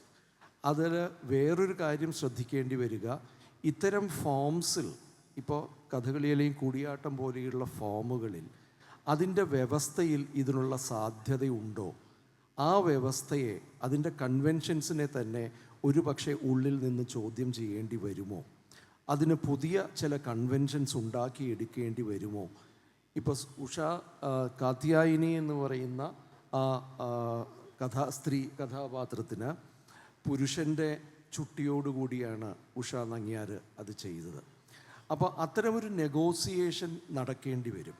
അത്തരമൊരു നെഗോസിയേഷൻ ഇന്നത്തെ സാഹചര്യത്തിൽ ഉഷയ്ക്ക് അത് ചെയ്യാൻ കഴിയുന്നത് ഇത്തരമൊരു ഒരു ഒരു വ്യവഹാരത്തിൻ്റെ കൂടി സാഹചര്യത്തിലായിരിക്കില്ലേ? ഇന്ന് ഇത്തരമൊരു ബോധം കൂടി വരുന്നതിൻ്റെയാണല്ലോ. അവസാനത്തെ ചോദ്യം വളരെ ശരിയാണ്. ഇത് ഇവിടെ തന്നെയാണ് ഈ പറഞ്ഞ ക്ലാസിക്കൽ എന്ന് പറയുന്നതിൻ്റെ പ്രോബ്ലം. വളരെ കൃത്യമായി ജാതി വ്യവസ്ഥയുമായും ഹൈന്ദവം എന്ന് നിർണയിക്കപ്പെട്ടിട്ടുള്ള ചില പ്രത്യേക പ്രയോഗങ്ങളുമായും ക്ലാസിക്കൽ എന്ന സങ്കല്പം പരിമിതപ്പെടുത്തപ്പെട്ടിട്ടുണ്ട്. ഞാൻ ആദ്യം തന്നെ പറഞ്ഞുവല്ലോ, തെയ്യവും ചവിട്ട് നാടകവും എന്തുകൊണ്ട് ക്ലാസിക്കലായിട്ട് പരിഗണിക്കപ്പെടുന്നില്ല എന്നുള്ളത്. ചവിട്ട് നാടകത്തിന് വ്യവസ്ഥകൾക്ക് കുറവൊന്നുമില്ല, വളരെ കൃത്യമായ വ്യവസ്ഥയാണ് അതിനകത്തുള്ളത്. അല്ലെങ്കിൽ തെയ്യത്തിനും അതെ, വളരെ വ്യക്തമായ സങ്കേതങ്ങളുടെ ഒരു വലിയ എന്താ പറയുക, ഒരു വലിയ കോർപ്പസ് തന്നെ അതിനകത്തുണ്ട്. അത് കൃത്യമായി കൈമാറ്റപ്പെടും ചെയ്യുന്നുണ്ട്, ശാസന എന്നുള്ള അർത്ഥത്തിൽ, ഇൻസ്ട്രക്ഷൻ എന്നുള്ള നിലയ്ക്ക്. പക്ഷേ അതിനകത്ത്, അതുകൊണ്ടാണ് ഞാൻ ഈ നേരത്തെ തന്നെ സൂചിപ്പിച്ചത്, ഇത് കലാപരമായ പരിഗണനകളുടെ അടിസ്ഥാനത്തിൽ അല്ല, അല്ലെങ്കിൽ മാത്രമല്ല ഇത്തരം നിർവചനങ്ങൾ വരുന്നത്. മറ്റു പല പരിഗണനകൾ കൂടി കൊണ്ടാണ്. ഇന്നത്തെ സാഹചര്യത്തിൽ ആ പരിഗണനകൾ വളരെ ശ്രദ്ധയോടെ നമ്മൾ നോക്കേണ്ടതുണ്ട്. അത് ജാതീയവും സാമുദായികവുമായ ഇത്തരം വിഭജനങ്ങൾ കൊണ്ട് മാത്രമല്ല, ഹൈന്ദവം എന്ന രീതിയിൽ അതിനെ വ്യവച്ഛേദിക്കുമ്പോൾ, സ്ഥാനപ്പെടുത്തുമ്പോൾ അതിൻ്റെ ഉടമസ്ഥാവകാശത്തിന് മറ്റു പലരും കൂടി ശ്രമിക്കുന്നുണ്ട് എന്ന ബോധ്യം കൂടി വേണ്ടിവരും. അല്ലെങ്കിൽ മറ്റുള്ളവരുടെ ഉടമസ്ഥ നിരാസമെന്നും പറയാം. ഇപ്പം ഞാൻ പറഞ്ഞ ഈ കഥക്കിൻ്റെ പുസ്തകത്തിൻ്റെ കാര്യം, ചില ഭാഗങ്ങളെ തുടച്ചു മാറ്റി, ചില അംശങ്ങളെ തുടച്ചു മാറ്റി വേറൊരു തരത്തിൽ വൈഷ്ണവപരമാക്കാൻ ശ്രമിക്കുന്ന തരം അങ്ങനത്തെ എഫേർട്സും ഒരുപാട് നടക്കുന്നുണ്ട്. അപ്പോൾ ഈ പറഞ്ഞ ഇത് തന്നെ. നേരത്തെ ഡോക്ടർ സുധാ ഗോപാലകൃഷ്ണൻ ഈ സ്ത്രീവേഷങ്ങളെ പറ്റി പറഞ്ഞു. അപ്പം മാർഗി വിജയകുമാർ ഒരു പുരുഷനാണ് സ്ത്രീയുടെ ഭാവങ്ങളെ കൂടുതൽ ഉൽപ്പാദിപ്പിക്കാൻ കഴിയുന്നത്, അവിടെയാണ് അഭിനയം വരുന്നത് എന്നും, ഹരിപ്രിയ നമ്പൂതിരി അങ്ങനെയല്ല, സ്ത്രീക്കാണ്. പക്ഷേ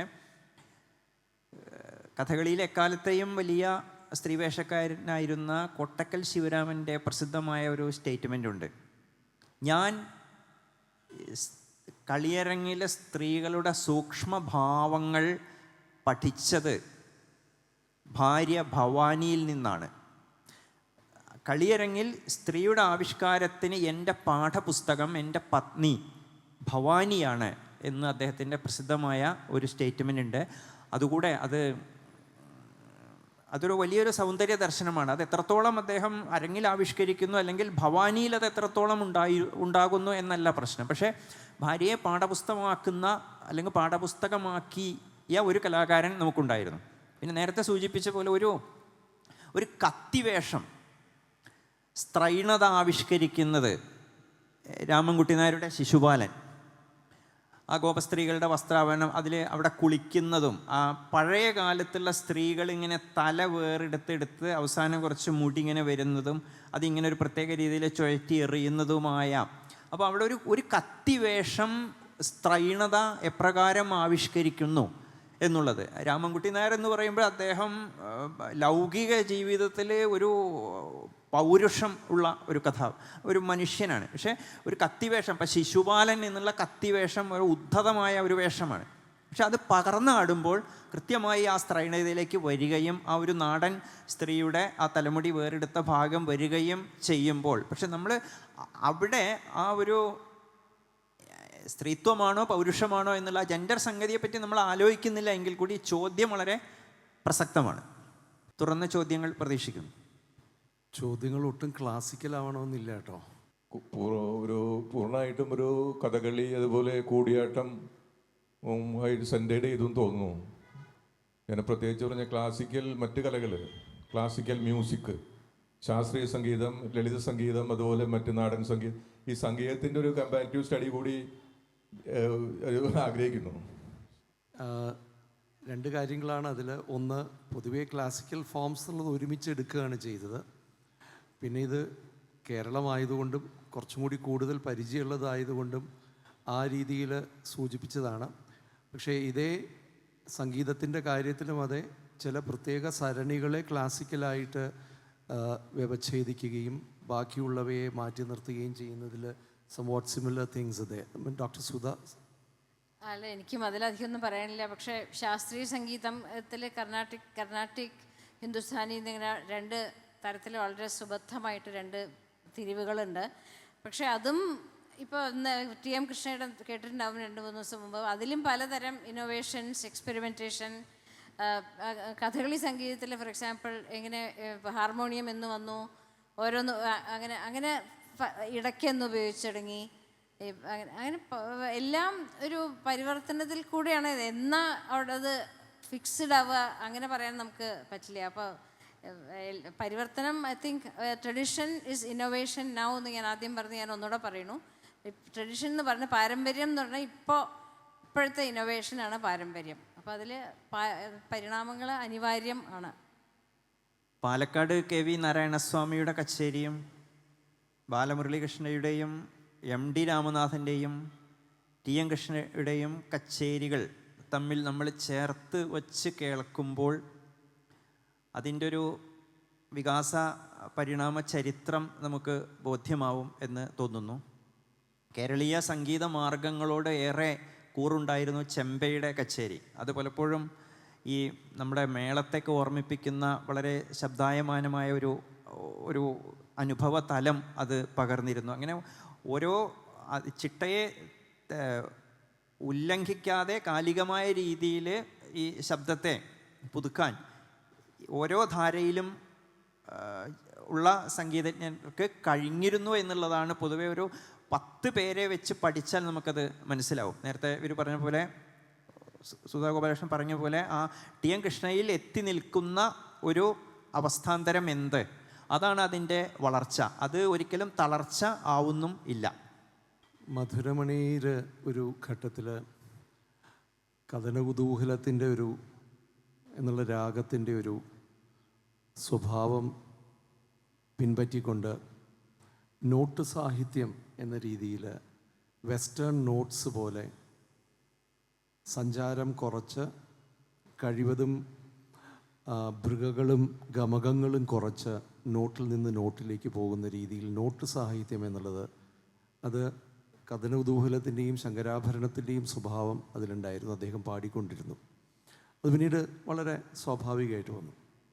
പിന്നൊരു ഘട്ടത്തിൽ അദ്ദേഹം ചില ക്രിസ്തീയ സംഗീതങ്ങളുടെ പാട്ടുകളുടെ, ഉദാഹരണത്തിന് ക്രിസ്മസുമായിട്ട് ബന്ധപ്പെട്ടിട്ടുള്ള പാട്ടുകളെ അദ്ദേഹം കർണാടക സംഗീതത്തിലേക്ക് കൊണ്ടുവന്ന് പാടുന്നുണ്ടായി. അടുത്തിടെ ശ്രീവത്സൻ J. മേനോൻ മറ്റേ ഒരു വെസ്റ്റേൺ ഒരു പോയിട്രി, ഒരു പോയം കർണാടക സംഗീതത്തിൽ പാടലുണ്ടായി. ഇതൊക്കെ ഇതിൻ്റെ ഉള്ളിൽ നിൽക്കുന്ന പരീക്ഷണങ്ങളുടെ സ്വഭാവമാണ്. അത് നിരന്തരം നടന്നുകൊണ്ടേയിരിക്കും. അത് നടക്കുകയും വേണം. അതില്ല എന്നുണ്ടെങ്കിൽ, മുമ്പൊരു കാലത്ത് പോളിഷ് അംബാസിഡറായിരുന്ന ക്രിസ്റ്റഫർ ബ്രിസ്കി എന്ന് പറയുന്ന അദ്ദേഹം സംസ്കൃത പണ്ഡിതനായിരുന്നു, കൂടിയാട്ടത്തെക്കുറിച്ചൊക്കെ പഠിച്ചിട്ടുള്ള ആളായിരുന്നു. അദ്ദേഹം ഒരു ആർട്ടിക്കിൾ എഴുതുകയുണ്ടായി. വളരെ പ്രസിദ്ധമായിട്ടുള്ള ആർട്ടിക്കിളാണ്. Is Koodiyattam a museum piece എന്ന് ചോദിച്ചു. അത് ഇറ്റ് സ്പീക്സ് വോള്യൂംസ്.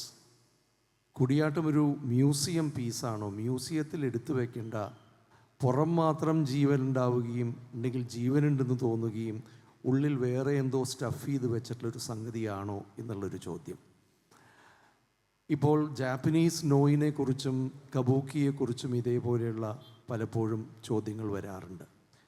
നമ്മുടെ ഇവിടെ പ്രധാനമെന്ന് എനിക്ക് തോന്നുന്നത് അത്തരം മ്യൂസിയം പീസുകളായിട്ടില്ല നമ്മുടെ ഫോംസ് ഒന്നും തന്നെ, നമ്മുടെ കലാപ്രയോഗങ്ങൾ.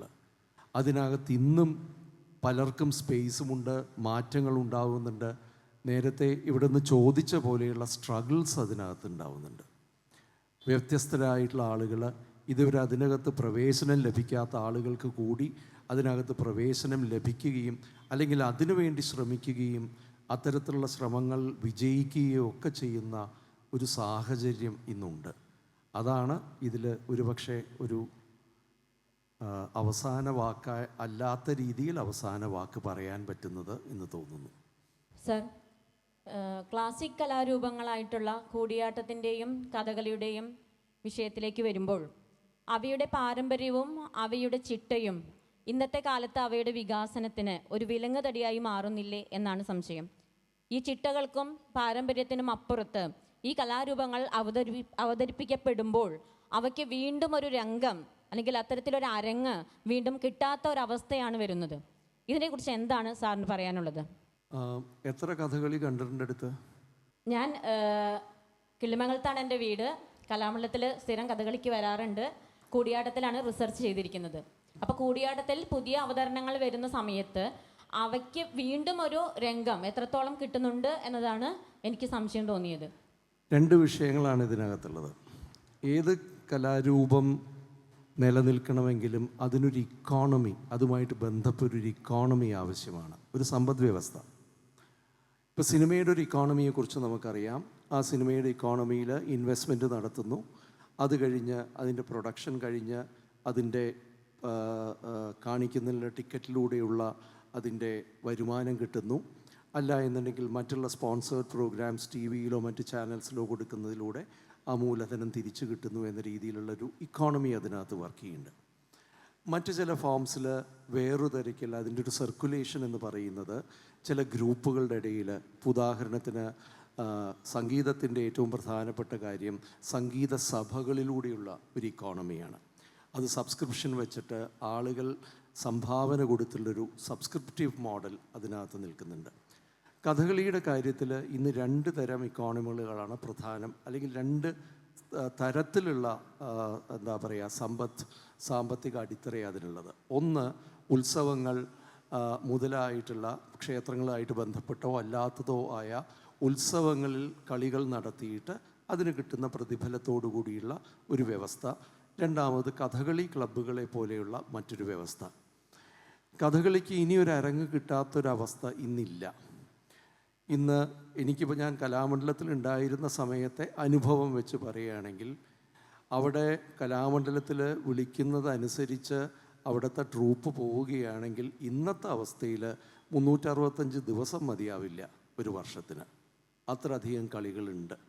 വേണ്ട പോലെ കളികൾ നടക്കുന്നുണ്ട്, പിന്നെയും പുറമേയുള്ളവൾ കളികൾ നടക്കുന്നുണ്ട്. പക്ഷേ അവർക്ക് വേണ്ട പ്രതിഫലം കിട്ടുന്നുണ്ടോ എന്ന് ചോദിച്ചാൽ അത് മറ്റൊരു കാര്യമാണ്. അത് ഗൗരവമായിട്ട് പരിഗണിക്കേണ്ട വിഷയമാണ്. കൂടിയാട്ടത്തിൻ്റെ കാര്യത്തിൽ അത്തരൊരു ഇക്കോണമി ഇതുവരെയായിട്ടും ഡെവലപ്പ് ചെയ്ത് വന്നിട്ടില്ല.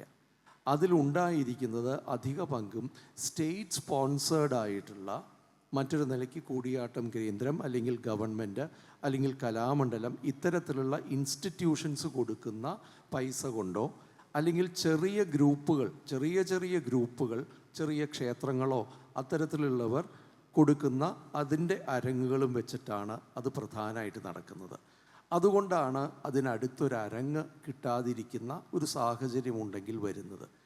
എന്നാൽ അതിൽ പ്രധാനം കൂടിയാട്ട കലാകാരന്മാർ വളരെ ഗൗരവമായിട്ട് ഇത് പരിഗണിച്ചുകൊണ്ട് ഇതിനെ തുടർന്ന് കൊണ്ടുപോകുവാൻ വേണ്ടി വളരെയധികം ശ്രമങ്ങൾ നടത്തുകയും ചെയ്യുന്നുണ്ട്.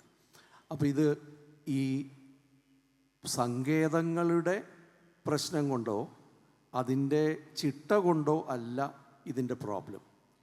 എല്ലാ കലാരൂപങ്ങൾക്കും ഉണ്ട് സങ്കേതങ്ങളും കൺവെൻഷൻസും ചിട്ടകളും. ഒരിക്കലും സിനിമ കാണാത്ത ഒരാൾ സിനിമയ്ക്ക് പോയിരുന്നാൽ ഒന്നും മനസ്സിലാവുമെന്ന് ധരിക്കരുത്. അതിനൊരു വ്യാകരണമുണ്ട്. ആ വ്യാകരണം എന്നുള്ളത് കണ്ട് ശീലിച്ചിട്ട് തന്നെയാണ് ആ വ്യാകരണം നമുക്ക് മനസ്സിലാവുന്നത്. എല്ലാ കലാരൂപങ്ങളുടെയും കഥ അത് തന്നെയാണ്. അതേപോലെ ഈ രൂപങ്ങളിലുമുണ്ട്. ഇവയെ വ്യവച്ഛേദിച്ച് മാറ്റി നിർത്തി ഇവയ്ക്ക് എന്തെങ്കിലും ശ്രേഷ്ഠതയോ അല്ലെങ്കിൽ കേമത്വമോ കൽപ്പിച്ചു കൊടുക്കേണ്ടതില്ല എന്നാണ് പറയാൻ കാര്യം. ഇതിന് അനുബന്ധമായിട്ട് പറയുകയാണെങ്കിൽ ഇപ്പോഴത്തെ കാലത്ത് നിങ്ങളെപ്പോലുള്ള മില്ലനിയൽസാണ് ഇപ്പോൾ ഇതിനെ ഡീൽ ചെയ്യേണ്ടത്. അല്ലാതെ ഈ സദസ്സിലിരിക്കുക ഈ വേദിയിലിരിക്കുന്ന ആൾക്കാരല്ല. സോഷ്യൽ മീഡിയയുടെയും അങ്ങനത്തെ ആ തരത്തിലുള്ള പ്രചരണത്തിൻ്റെയും ഉള്ള കാലത്ത് ഇതിന് എന്താണ് പ്രസക്തി എന്ന് ചോദിക്കണതിന് തന്നെ പ്രസക്തിയില്ല എന്നാണ് എൻ്റെ അഭിപ്രായം. അതായത് എന്തൊക്കെ തരത്തിലുള്ള ഗ്രൂപ്പ്സ് ഉണ്ട്, ബ്ലോഗ്സ് ഉണ്ട്, ഡിസ്കഷൻ ഗ്രൂപ്പ്സ് ഉണ്ട്.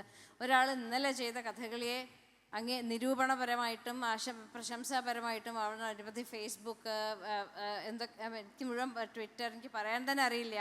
പക്ഷേ അങ്ങനത്തെ ഒരു അവസ്ഥയിൽ കഥകളിക്കൊരു എപ്പോഴെങ്കിലും ഒരു ച്യുതി അല്ലെങ്കിൽ ഒരു ഇത് പറ്റുമെന്ന് എനിക്ക് തോന്നുന്നില്ല. പക്ഷെ നിങ്ങളെപ്പോലത്തവരാണ് ഇനി അതിനെ ഇപ്പോൾ കലാമണ്ഡലത്തിൽ പോകണ്ടെന്ന് പറഞ്ഞു, അവിടെ പഠിച്ച ആളാണ്, റിസർച്ച് ചെയ്ത ആളാണ്, നിങ്ങളുടെ ഭാരമാണെന്നും കൂടെ പറയാനാണ് ഞാനിപ്പോൾ ഇത്.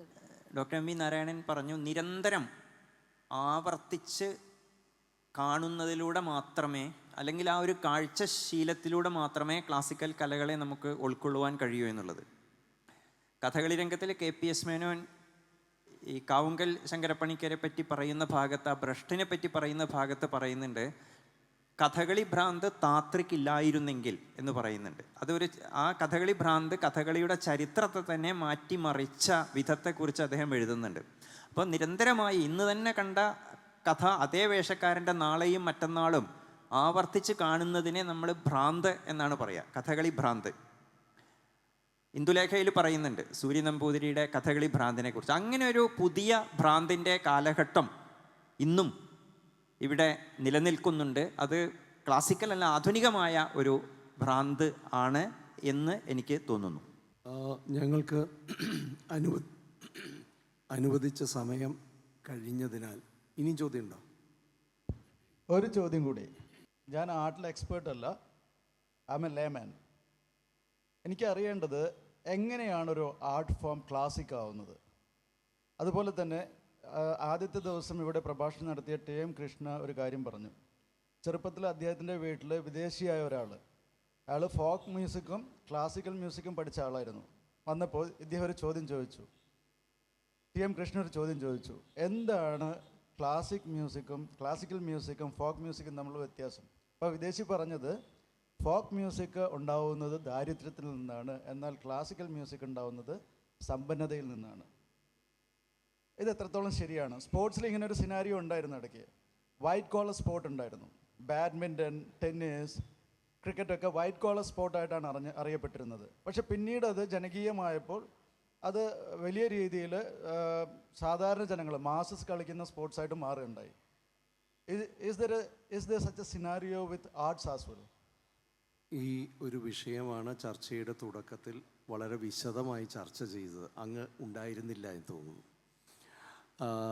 ക്ലാസിക്കൽ എന്ന് പറയുന്ന ഒരു കാറ്റഗറി, ഒരു നോമൻക്ലേച്ചർ തന്നെ അതൊരു കൺസ്ട്രക്റ്റഡ് കാറ്റഗറിയാണെന്നും അതൊരു വെസ്റ്റേൺ യുക്തിയുടെ തുടർച്ചയായിട്ടാണ് വന്നതെന്നും ഇവിടുത്തെ ഒരു നേഷൻ സ്റ്റേറ്റിൻ്റെ ഫോർമേഷൻ്റെ കോണ്ടെക്സ്റ്റിൽ ഇവിടുത്തേതായ ഒരു സംസ്കാരമുണ്ട്, വരേണ്യമായ ശ്രേഷ്ഠമായ ഒരു സംസ്കാരമുണ്ട് എന്നത് കൺസ്ട്രക്റ്റ് ചെയ്യണതിൻ്റെ ഭാഗമായിട്ടാണ്. അതിൻ്റെ വളരെ ഡീറ്റെയിൽഡ് ആയിട്ടുള്ള ഡിസ്കഷനാണ് തുടക്കത്തിലുണ്ടായത്. അതിനിപ്പോൾ ആവർത്തിക്കുന്നില്ല. ഏതായാലും thank you for the question.